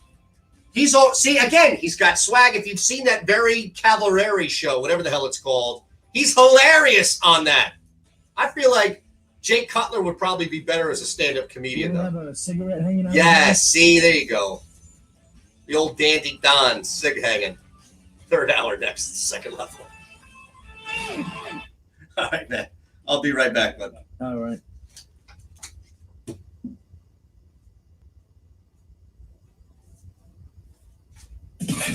Pushing the Odds with Matt Peralt. So not everybody knows. That was my 5-year-old. That was interesting. She and I have had a long time at home. You're on Snapchat. No, you're not going on Snapchat. Why did you do kids? You're 5 years old. You're not going on Snapchat. You don't always go on Snapchat. Here you go. No, you don't. Your mother tends to let you go on Snapchat. I don't let you go on Snapchat. You're 5. Pushing the Odds with Matt Peralt. Weekday afternoons from 1 to 4 Eastern on SB Nation Radio. Wake up call! You know what? I think Tiger King is probably going to be the thing. How did you get through the great quarantine? Let me tell you the story of a guy and his tigers, and another guy and his sex cult, and a woman that fed her husband to the wives. I mean, it's just going to be. Do you think Oklahoma, in some way, some fashion, or maybe the country as a whole, we should have a Joe Exotic statue? A place, a beacon of hope, a beacon of light that we can all travel to once the quarantine is over. So families, mass gatherings. So generations from now, we can sit there and say, guys, this man right here is what got us through 2020. I think it's a great idea. That's a good idea. Joe Exotic statue. The great hero of the 2020 quarantine. Wake up call with Tony D and Ron Culver. Weekday mornings. Hey everybody, RJ Ochoa here from SB Nation's bloggingtheboys.com, your home for the best Dallas Cowboys coverage on the web. And did you know that we have a podcast feed? The Blogging the Boys podcast feed has daily episodes breaking down the latest and greatest in the world of America's team. We have multiple shows, multiple analysts, including a Super Bowl winner, two-time Super Bowl champion Tony Casillas is part of our rotation, and we want to make sure you are as well. We're available on Apple, Spotify, and wherever else you get your podcasts. So don't miss out. Subscribe to the Blogging the Boys podcast feed today. Pushing the Odds with Matt Peralt. Stand by the Rose Hour Strings here. I'm putting the odds. The most angry I've ever been at you was when you shot me with a paintball gun. Do you remember why you shot me with the paintball gun? Yeah, I don't know. There might have been a girl involved or something, to be honest with you. That's usually how these things work. But I do remember it because it was radio promotion. We were at this paintball place, and I think we were just getting on each other's nerves like 20-year-old dudes do, and you put your hands up, and I took a free shot at you. You did not appreciate it one bit. So I don't know if I ever apologized for that, but if I didn't, sorry, man. I remember my rib cage being like so sore for like 3 days afterward. It hit me like 4 times. It wasn't like one shot. It was like multiple pulls of the trigger too. And you got me. Oh, geez, it's like you completely have not forgotten about it. Pushing the Odds with Matt Perrault. Weekday afternoons from 1 to 4 Eastern on SB Nation Radio. Introducing AutomotiveMap.com, a brand new website for anyone interested in what's happening in the world of automobiles. From reviews on the latest vehicles to vintage rides to tips on keeping your family safe on the road, AutomotiveMap.com has something for you. If you love cars, trucks, and SUVs and the amazing technology hitting your favorite showroom, check out the brand new AutomotiveMap.com. SB Nation Tonight with John Michaels. Did you see the latest on Kevin Durant where he said he played with a bunch of athletes, but not a bunch of guys that can shoot or play? Dude, Russell Westbrook and James Harden were on your team. I get it. Kendrick Perkins wasn't a very skilled big man. Thabo Sefolosha was a great defensive guy, and that's it. Don't do this 6, 7, 8 years later where you're calling guys out. You sound like a candy ass when you do that. I thought it was soft as hell when he left, but to not be hypocritical, it is free agency. You are free to go play wherever the hell you want when you're a free agent. But why years later are you trashing guys that you used to play with, and whenever you're healthy again, you're now going to play again? I'll tell you, if I'm Russell Westbrook and I'm James Harden and I go against Kevin Durant, I'm putting the Slim Reaper on his rear end, telling him, shut the hell up. You were part of the reason we couldn't get the job done. SB Nation Tonight, weeknights at 10 Eastern on SB Nation Radio. All right, listen up, pay attention. Hey, what's up, SB Nation? It's your boy, Scotty Farrell. It's starting April 14th. I'm back weeknights with Sports Grid from 4 to 6 Eastern. It's Farrell coast to coast. My degenerate gentleman, buddy Gamer. Did you send me a DM? It's 6 p.m. a game time decision. I don't think so. Your face, that's right in your face! For another hour at 7 Eastern with In-Game Live, it's Pharrell on Sports Grid, and I'm back on SB Nation Radio, baby.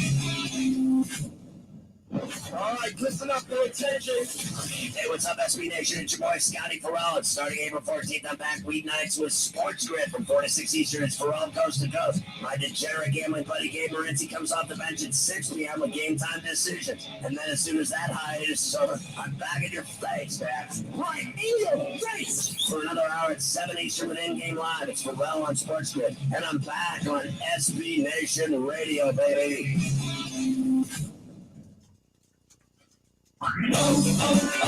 O'Reilly. When you need auto parts, O'ReillyAuto.com is just a few clicks away. We offer convenient options for you to get your parts quickly. Order online and pick up for free at your local O'Reilly Auto Parts store. We'll even bring it out curbside. Or you can have your parts delivered. Oh, yeah, I heard that you got the 2 hours right in front of Pharrell. Yeah, right? man. Oh, no, in front of Matt. In front of Matt. Oh, okay. Yep. Dang, dude. Yeah, man. That's awesome. Thank you, brother. Congrats. Thank you, man. Congrats. I'm excited. Thank you. Thank you. It's going to be fun. So it's 11 and 1. It'll fly. They haven't announced anything yet, so they'll announce it tomorrow.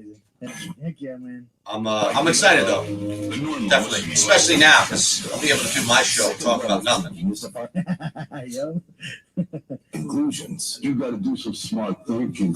Welcome to the second level. To the second level on SB Nation Radio. And on SBNationRadio.com. Where we go beyond the box score. Presented by Rocket Mortgage by Quicken Loans. Rocket Mortgage is with you every step of the way. From the O'Reilly Auto Parts Studios, here's your Mike's hot.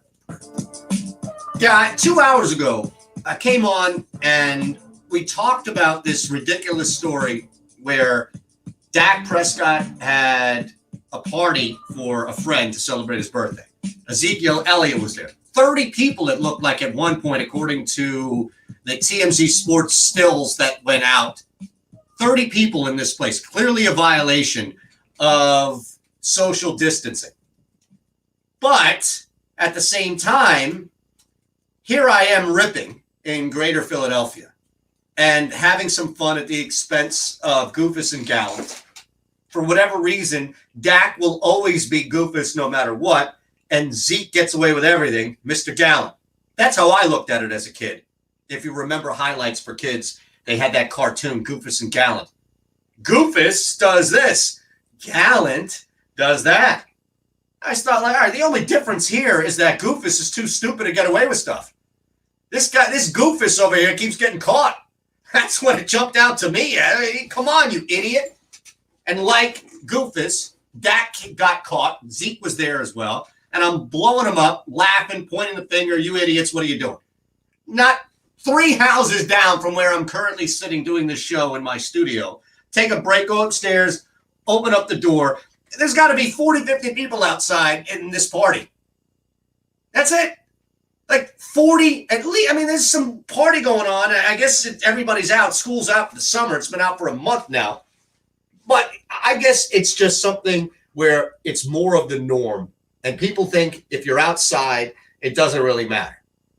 So I have to retract. It pains me to say this, but I would be hypocritical now to not rip my block, my neighborhood, after destroying Dak and Zeke.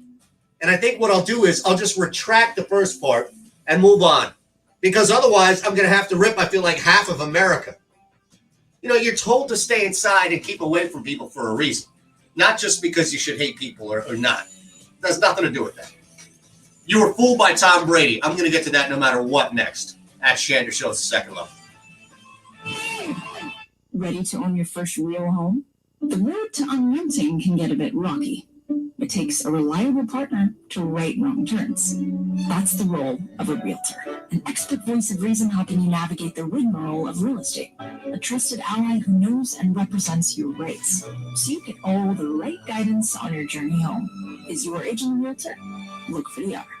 Realtors are members of the National Association of Realtors. That's who we are. Hi, I'm Jay Farner, CEO of Quicken Loans and Rocket Mortgage. During the challenging times we're all experiencing, our top priority is the health and safety of the communities we serve. And while it's true that things are changing rapidly every day, one thing that'll never change is our commitment to giving you the best mortgage experience. At Rocket Mortgage, our guiding philosophy of every client, every time, no exceptions, no excuses, exists for times like right now. We understand that hardships may arise, and we're prepared to help. If you currently work with us and need assistance with your mortgage, contact us 24/7 at rocketmortgage.com. As we all think about ways to save money, let me remind you that mortgage rates are near historic lows. If you think right now is the right time to refinance your mortgage, our home loan experts are available to help you 24 hours a day, 7 days a week at rocketmortgage.com. Call for cost information and conditions. Equal housing lender. Licensed in all 50 states. And MLSConsumerAccess.org, number 3030. You're going on a trip, but where are you going to stay? How much will it cost? Well, it'll cost less by booking on besthotelrates.com. Besthotelrates.com works with all the top hotels in the country while delivering you great hotel and room choices for the best prices. Why wait? Go to besthotelrates.com, enter your email address, and start shopping for your next hotel room. Besthotelrates.com. It's in the name. Besthotelrates.com. If your credit card bills have gotten out of hand, call Consolidated Credit now. If you're making the monthly payments, but your balance is just not going down, call Consolidated Credit now. If the interest rates on your credit cards are so high, it will take years to get out of debt, call Consolidated Credit now. They've helped over 5 million people. They can consolidate your debts into one lower payment, reduce your interest rates, and get you out of debt fast. If you're struggling with credit card debt, call Consolidated Credit now. Call now, 800-549-1277. That's 800-549-1277. 800-549-1277. Consolidated Credit Counseling Services Incorporated, 5701 West Sunrise Boulevard, Fort Lauderdale, Florida, 33313. Not a loan company licensed by the New York Department of Financial Services and by the Vermont Department of Financial Regulation. Maryland DM 19, Oregon DM 80031. Licensed by Virginia State Corporation. Commission license number DC 32. Establishment of a plan may adversely affect the individual's credit rating or credit scores. Non-payment of debt may be creditors to increase financial charges or collections activity, including litigation.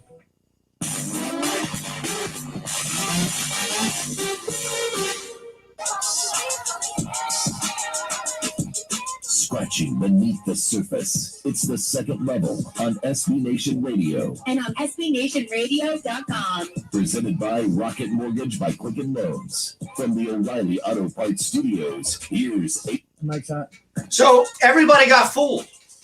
It was pretty easy for me to see, and I do actually see a couple of other people. Now, somebody asked me on Twitch. This is funny because, pardon me, it's on Twitter. And I'm going to leave this up if you're watching across all platforms, twitch.tv/Shander Show at Shander Show. Pharaoh_low. Who you got tonight, Primo or RZA? It's hilarious you asked me that because I just put a tweet out about that battle tonight. And I haven't been watching any of these battles. Not that I'm anti. I'm not going to go whatever. Not Sid Rosenberg, but that other guy. Love Sid. It's the other guy. I don't know his first name. I don't need to. Who ripped the battles and all that. I'm not ripping. I just haven't really been watching much. It's not something that I set my appointment to. But this one here, just because of the two producers, I'm interested to see how it goes, especially seeing the entire catalog that gets presented. I'll save you my answer in a minute, Pharaoh, because if I don't get to this Tom Brady story now, I think John's going to reach through the speaker and choke me. You were fooled. Tom Brady came out. The best thing he could have done to keep this disguise going, to keep this ruse going, was join Howard Stern. They all thought, and look, Howard Stern is an absolute giant for a reason. Howard Stern is the person you look at if you're doing any genre of talk radio, and as a very successful, rightfully so, person, as a pioneer in some areas. And yes, he is a fantastic interviewer. That's why this whole thing worked. Couldn't come on my show. The guy, Brady, was on EEI, all these other shows for years. He had his weekly thing, Jim Gray, all of this. You don't think that these types of questions were ever asked? You don't think PFT commenter or anybody ever got to Brady and asked them similar questions? It was about Tom Brady wanting to send a message. It was about Tom Brady continuing to not socially, but physically distance himself from the New England Patriots. And by doing that, providing a nice little shot on the way out.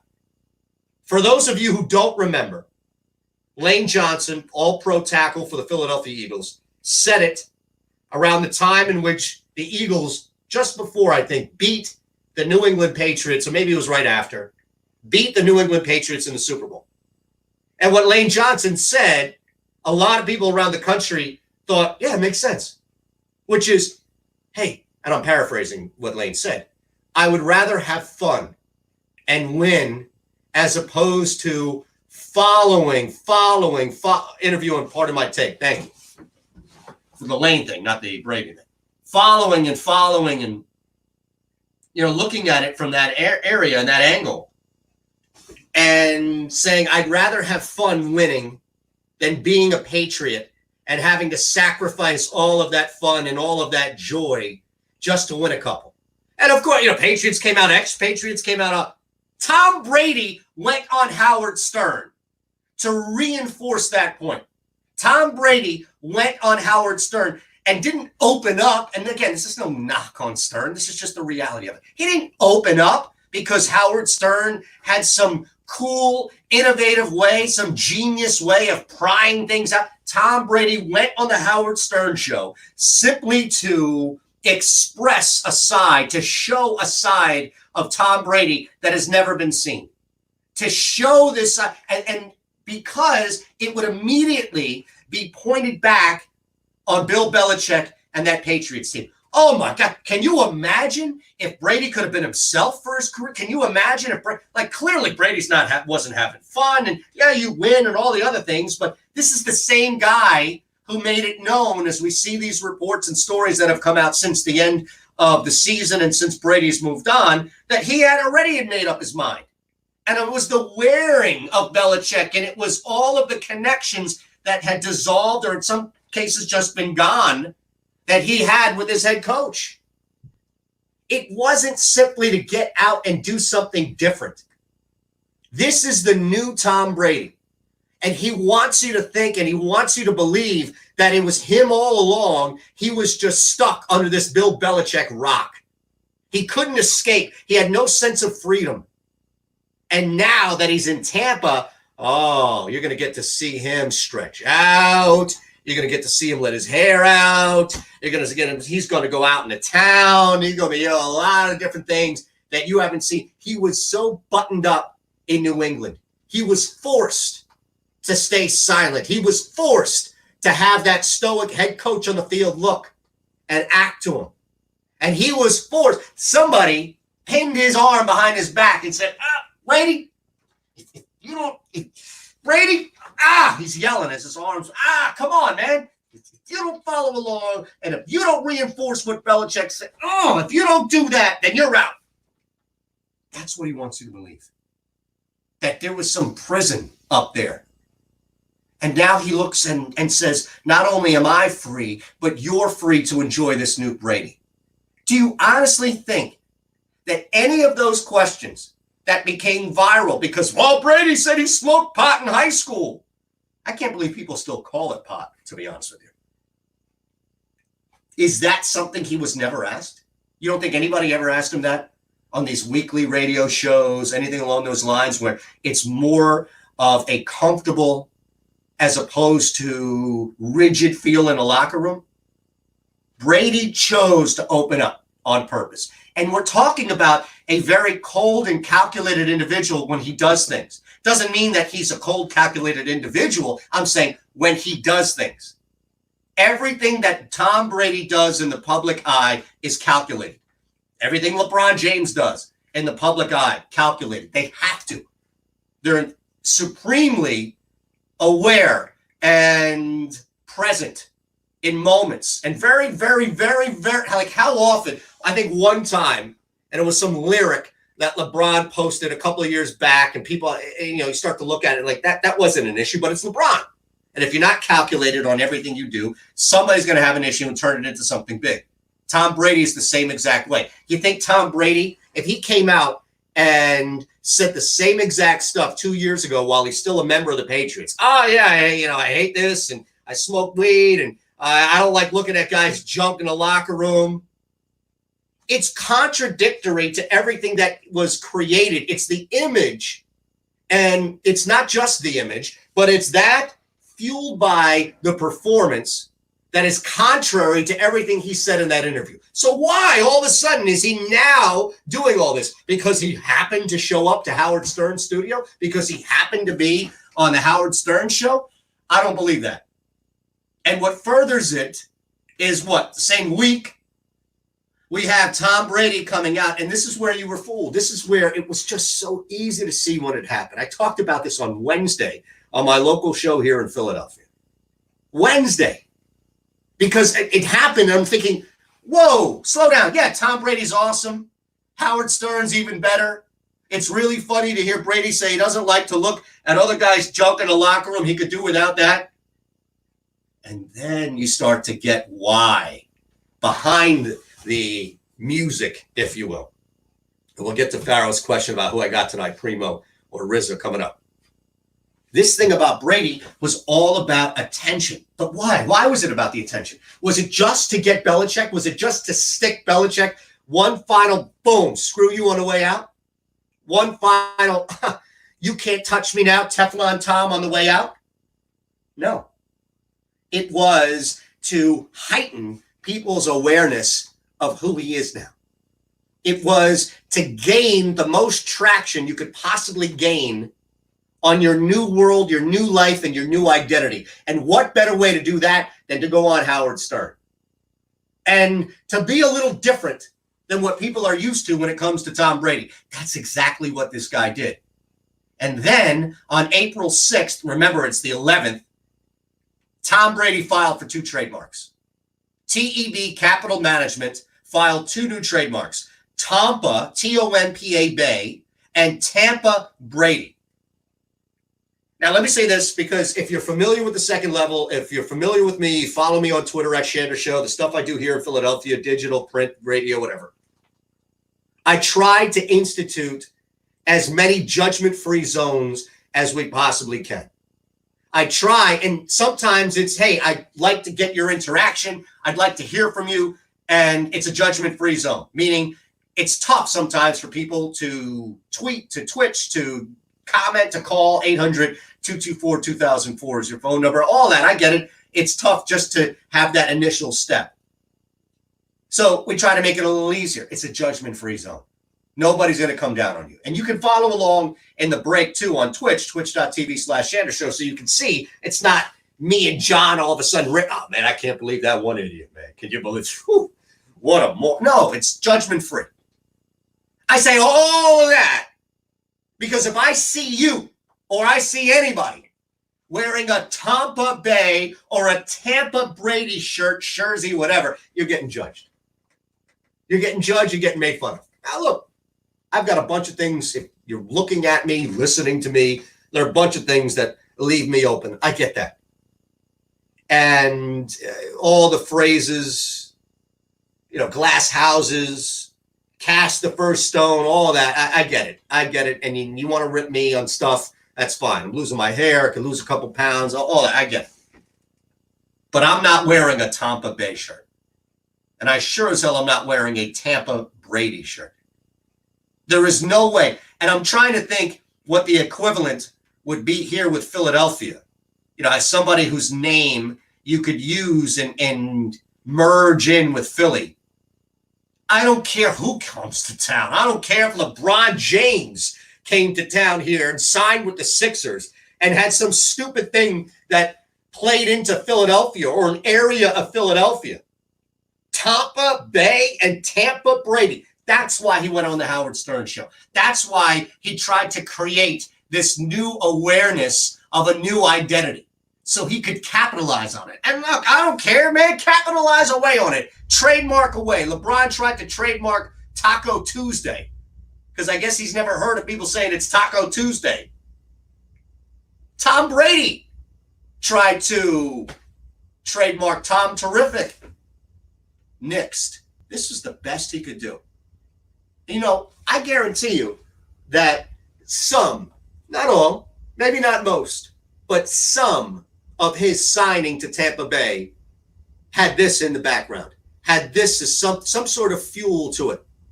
Maybe it's like the oil to the gas in like a chainsaw, where you don't necessarily have to have it all the time, but when you need it, it runs the lubricant.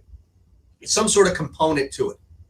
Maybe that's why, if you're the Chargers right now, you're probably like, damn, we couldn't compete with that. What the hell was Brady going to do with the Chargers? How is he going to make that work? Instead, he goes Tampa. And Tampa, seriously, I don't know anybody who's a Bucs fan. We might have to get Anthony Becht on and talk about this tomorrow because I just am floored. Ben Kirkville's going to join us coming up in 15 minutes. Talk about what happened with the XFL. Remember, Brady tried to trademark Tom Terrific, but Tom Seaver and his camp ain't having it. They had that trademark already.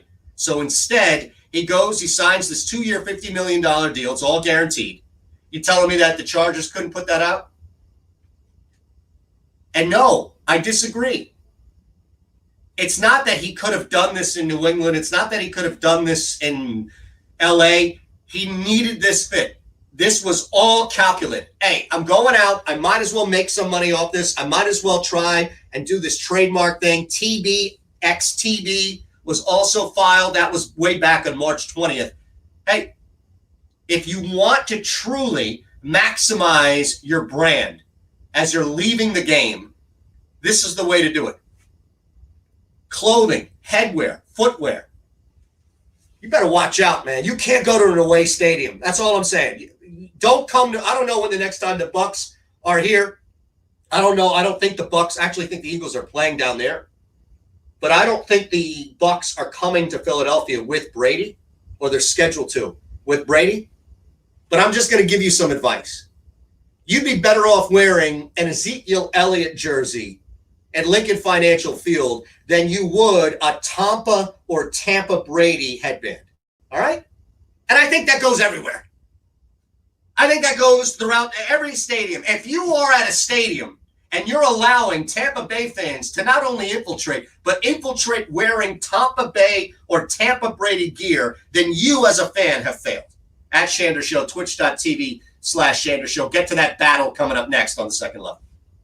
Wake up call. The Browns is kind of what old hat. Yeah, that's old hat. Everybody does it. Can't do it anymore. Buccaneers, Fun. you're now on our radar. It goes back to the glory days. Glory days of 20 years ago. But I'm with you with the whole glory days scenario too. Usually glory days means you're going to sit down with somebody and then reminisce about a time before mine. And Ken Burns is narrating. Or that over-the-top announcer. It's like, and the skipper brings out Lou Gehrig out to the field, and look at him go as he hits a home run, and the Yankees win it by a score of 3-2, bidding those old Boston Red Stockings once again. That's what I mean by glory.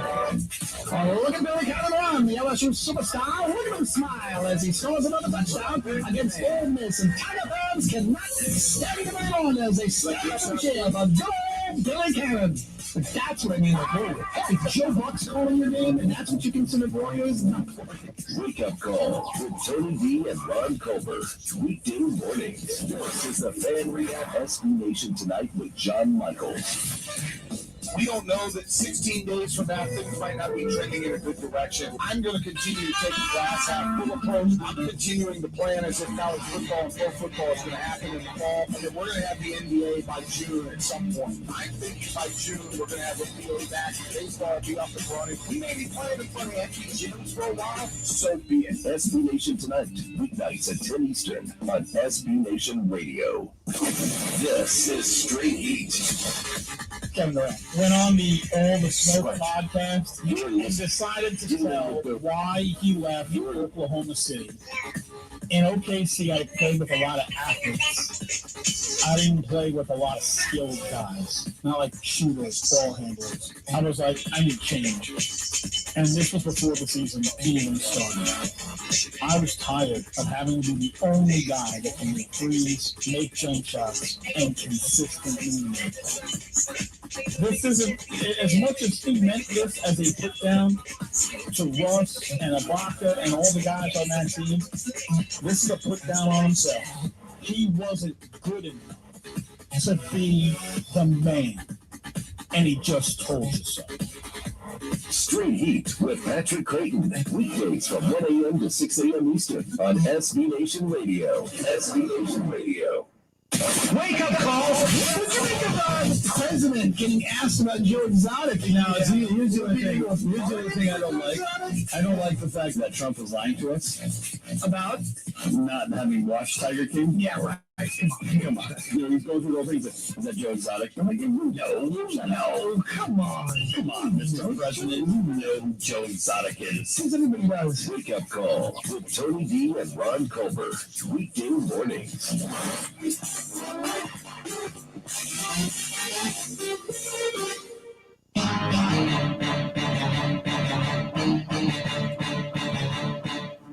You're listening to the second level. Kurtful, right? Nation Radio. And on SBNationRadio.com. Presented by Rocket Mortgage. John, it's Kurtful, right? Kurtful? Yeah, I think so. With the scores. Here's Mike's on. So the RZA and Premier battle happening tonight, and I imagine it's going to be even more received than the Swiss Beats and why am I blanking? Timbaland, which again both have a ton of hits, rightfully so. Won't knock or take away anything that Timbaland has done. In fact, he's done a lot. But for me, it was, Swizz, and I just moved on. I'll say this for tonight specifically, and I tweeted this, so I'm just going to read it verbatim, because this is where I stand. Pharaoh Lowe asked on Twitch who I have tonight between Premier and RZA. At Shander Show, I love RZA with all of my hip-hop heart, but Guru said it best, and no, we don't make whack tracks. Premier made anyone, and I'll say everyone, on his beats sound better simply by creating music. Not many in any genre can do that. So I think what hurts RZA tonight, when you go up against somebody like Premier doesn't have a bad song. It doesn't mean that somebody who added lyrics, it doesn't mean that somebody who created elements on top of the music didn't mess it up. But the beats themselves, the music that DJ Premier created still does. If you've heard the Prime with Royce, man, Royce 5'9", and I'm not going to go down an Eminem rabbit hole, but you shouldn't be listening to Eminem if you haven't and you aren't familiar with Royce. So I'll just say that for Detroit MCs. He's incredible, and the combination of the two is very unique. They made two albums already, and Primo continues to make new music. But that's the biggest element for me, and this is where I think it actually works against RZA, is that Wu-Tang, especially the main 6 to 7 guys, even if you want to add ODB at times when he was alive, of course, they are too good, and you never really got a true separation of weaker MCs and weaker talent. Like the Gravediggers would be one that you'd have to go back and look at RZA's production on the Gravediggers album and look at a couple of rappers who did not have the quality. Look, if you had, and I'll make this argument, rest in peace, he's one of the best and most intelligent MCs you've ever heard. But let's be totally honest with ourselves right now. Wherever you are consuming this show, visual, audio, however, podcast, let's be honest with ourselves. Is Guru the same MC? Is Guru looked at as one of the all-timers? Does Guru and Gang Starr itself have that type of recognition without DJ Premier? That doesn't mean he made Guru. It means Premier, with his music, constantly elevates the talent that's on it. And it's not that RZA doesn't, it's that you don't have enough to point to. And to be honest with you, I don't think you have enough with anybody like that to point to. I mean, you have to find like Kanye level of current production. Premier has just done it forever.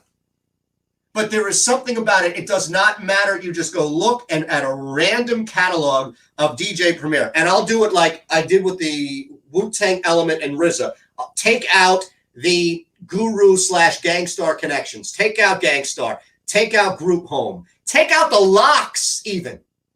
And he did wonders for the Lock. You could tell a difference every time. Look, Swizz, we mentioned him too. All right?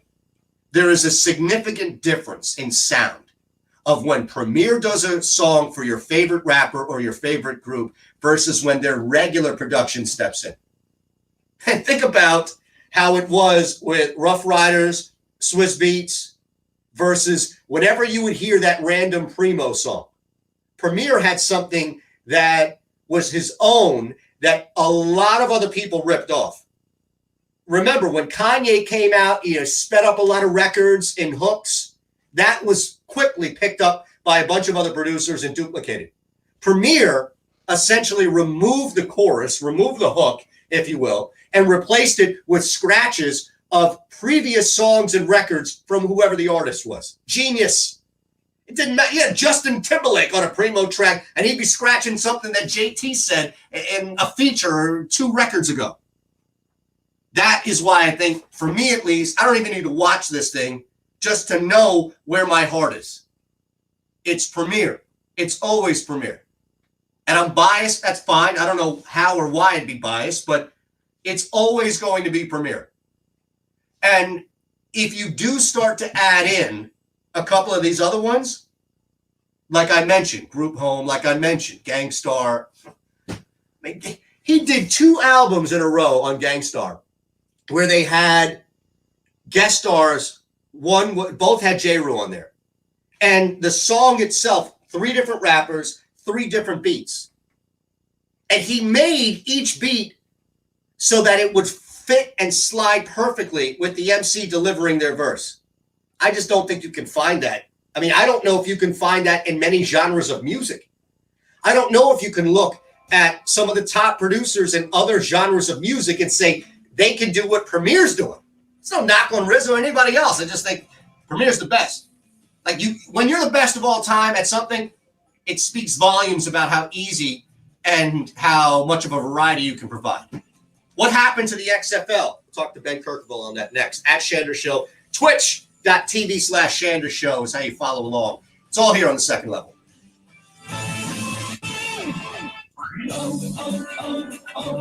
Stop by O'Reilly Auto Parts for our spring brake deals on lawn and garden batteries, wiper blades, brake kits, and more. Restore the power in your car with Chevron Techron Fuel System Cleaner. Buy one bottle, get one free. Plus, double O Rewards points, which means you'll get to your next reward even faster. O'Reilly Auto Parts. Better prices every day. Auto Parts. Yeah, Ben Kirkable, right? CEO of Quicken. Not. I believe that's what it is. It's not During the challenging time, Kirkable? Yeah. Well, now, I'll double check. yeah. Now is I the am. health and safety of the communities we serve. And while it's true that things are changing rapidly every day, one thing that'll never change is our commitment to giving you the best mortgage experience. At Rocket Mortgage, our guiding philosophy of every client, every time, no exceptions, no excuses, exists for times like right now. We understand that hardships may arise, and we're prepared to help. If you currently work with us and need assistance with your mortgage, contact us 24/7 at rocketmortgage.com. As we all think about ways to save money, let me remind you that mortgage rates are near historic lows. If you think right now is the right time to refinance your mortgage, our home loan experts are available to help you 24 hours a day, 7 days a week at rocketmortgage.com. Call for cost information and conditions. Equal housing lender. Licensed in all 50 states. NMLSconsumeraccess.org, number 3030. Tired of paying outrageous prices for Viagra? Well, we have great news. Now you can finally get Viagra at huge discounts. Generic sildenafil allows you to save up to $650 on Viagra. Why pay name brand prices of $15 per pill or more when you can get the same results for less than $3 a pill? Call today and get 50 generic sildenafil pills for only $99. This can cost as much as $750 at your local pharmacy. You can't afford not to call us if you want Viagra at the lowest prices. Yep. All right, he's on for you. It's Kirchable Yep. with a Yep. with a CH. Got it. A pill That's what I for figured. less than $3 a pill. Call 800-450-5582 today and save up to $650 and get 50 pills for just $99. Generic sildenafil is fast, easy, and affordable. You need something? Hey, I was going to ask you something. Oh, now I can't 800-450-5582. That's 800-450-5582. Again, 800-450-5582. Introducing AutomotiveMap.com, a brand new website for anyone interested in what's happening in the world of automobiles. From reviews on the latest vehicles to vintage rides to tips on keeping your family safe on the road, AutomotiveMap.com has something for you. If you love cars, trucks, and SUVs and the amazing technology hitting your favorite showroom, check out the brand new AutomotiveMap.com.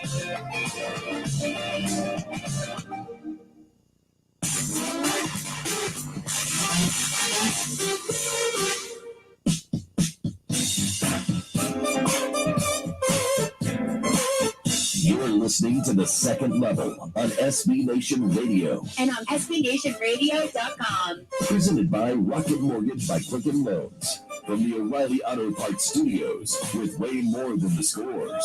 Here's Mike's out. We'll get back to your comments on the battle coming up, but more important sports business to get to on the guest line. As we bring in Ben Kirchable, you can follow Ben on Twitter, of course, at Ben Kirchable, Kercheval. College football, and most importantly, at CBS Sports.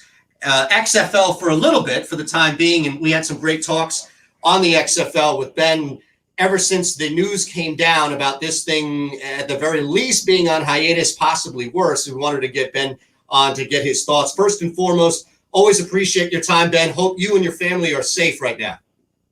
Yeah, thank you. I appreciate it. Same to you. I know it's a tough time, but we're just keeping our distance, going out only when we need to, and just doing everything we can to grab the curve and just get through it.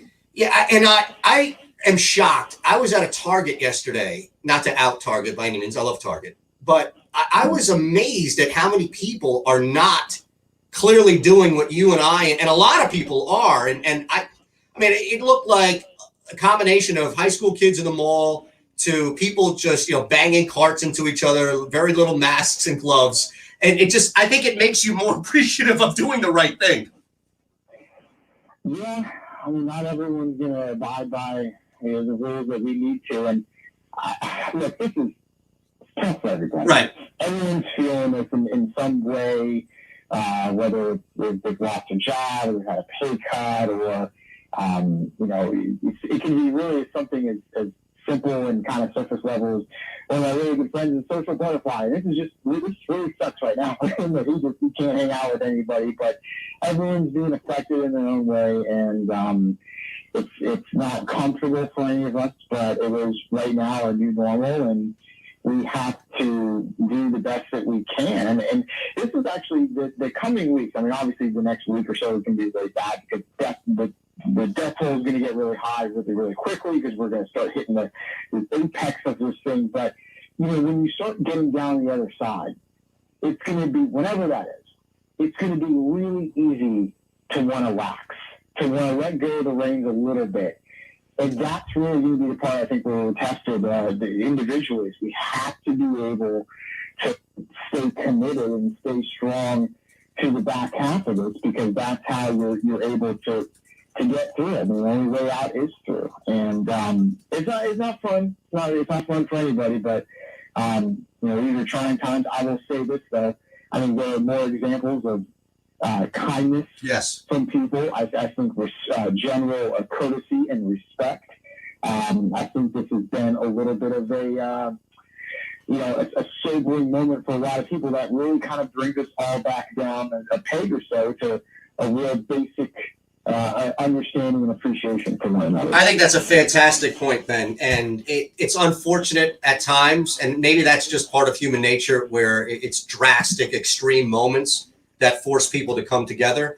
But outside of the typical, polarization and politicizing that you get of anything, I do feel like the human being interaction, no matter where it is, we see videos in anything from honoring people, medical professionals on the front line, to somebody paying it forward and covering a bill on a line at that very target. It really is something that we are seeing more and more. And maybe it's just because of human nature and we're all kind of forced into this corner. I'm a big believer that when it hits the fan, people tell you who they really are. And I like to think that for the most part, people are good. They have good hearts. They're thinking about others. And we were walking through the neighborhood the other day. Someone had grapefruits from their tree in the backyard. Take one, in a box. Just have it. It's yours. It's little things like that. And then you get some senators doing some insider trading. Now, you always kind of have some of that. But I think for the most part, everyone has been, really nice on an individual level. And it's certainly, not something where it's your main takeaway. Obviously the death toll and finding a vaccine and how this is going to impact the global economics. I mean, those are the main points. But I do think that is a silver lining byproduct of it. Well, I'm curious, Ben, as we look at what happened with the XFL, I think there are a couple of ways, and maybe two ways I've seen it presented. One is, look, we're in the middle of a bleak storm. The entire world is dealing with a pandemic. Every industry is doing its best to cut back and streamline. And unfortunately, people are getting fired, hopefully furloughed, but even still fired. And this is what happens right now in 2020 under COVID-19 versus this is just more of a cover that the XFL decided to use because they weren't really going in the right direction or making the money that they thought. So as somebody who covered the league as well as anybody, I'm curious to get your thoughts on what exactly happened. Well, my sources are more at the team level. So what I can relay to you is what they were told, which is not very much. They had the call on Friday, and it read, I don't know, some people have said 10 minutes. I was even maybe said a little bit shorter. Point being, they read a statement from the president, and they, no questions, just here's what it is, and we're going to have to let everyone go. And that's just, it's right now it's a pandemic, and it's very hard, and that's what we're forced to do.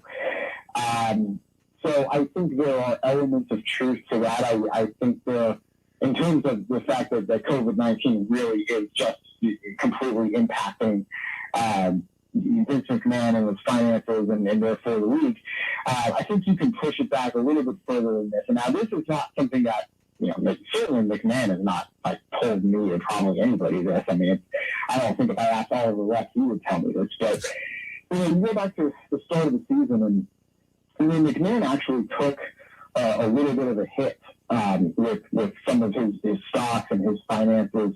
A pretty hefty amount, hundreds of millions of dollars, I think is what that amount was. And then you go into the season, and look, ratings were going to decline throughout the weeks. I mean, it was absolutely given. Everybody expected that to happen. But you get about 6 weeks in, and it's an incomplete product. And, there are some good things about the XFL, but it's not amazing. And so you have this incomplete product that halts all of a sudden very quickly. And I think between, because employees were under the impression that they would have about 2 years of funding. Well, in between, I think McMahon's finances were just really agreed. Some related to the pandemic, some not related to it. You couple that with the fact that now you have this incomplete product, and okay, are you going to be able to, in the still economy, renegotiate a television deal over the next year? That's really how this thing was going to have an opportunity to keep going past a couple of seasons. Obviously they did not feel super confident about that, which is a pretty stark change in tone from about a month ago when they just canceled the season. They seem to feel a lot more optimistic about it. So clearly something on the back end has changed. I can't tell you what, but I think when you put all of those factors together, suddenly there was a very stark reality that came down the pipe very quickly. Ben Kercheval joining us, and I'm curious if there's something on a team level that would indicate to you, even if things were able to return back to normal, and we assume and hopefully that they are, and granted not in the time that the season would start next year, that this thing would be back even streamlined, even if they realized, hey, we can have an XFL season next year, even if we only bring back 60 to 70% of employees. Does it have to be everything that we saw in order for the XFL to play next year? The short answer to the question is I would be very surprised if that happens. There are, from every indication, no plans to return in 2021. Does that mean something could change? I guess you can put a percentage on it. You can put a non-zero percentage. But I think those chances are very, very slim. And, if you bring it back, and keep in mind now, if you bring it back, this will now be the third time. But, maybe third time would be the charm. Who knows? But this will be the third time that you're going to do it. I can tell you this about Vince, and this is coming from people who kind of have covered him and worked with him, and he wants this to succeed. I mean, so badly. This is like the one unchecked box for him, for the legacy. I mean, he's got the wrestling down, he's got the marketing down. He's never been able to have the football thing really take off, and he wants it probably worse than anything else. So that to me indicates that at some point, I don't know when that will be, but at some point in the future, he's going to have this thing go one more time. Obviously, this was an act of God. It's, you can't predict it. And so, all right, fine, you take those losses. But I don't think he's going to bring this back.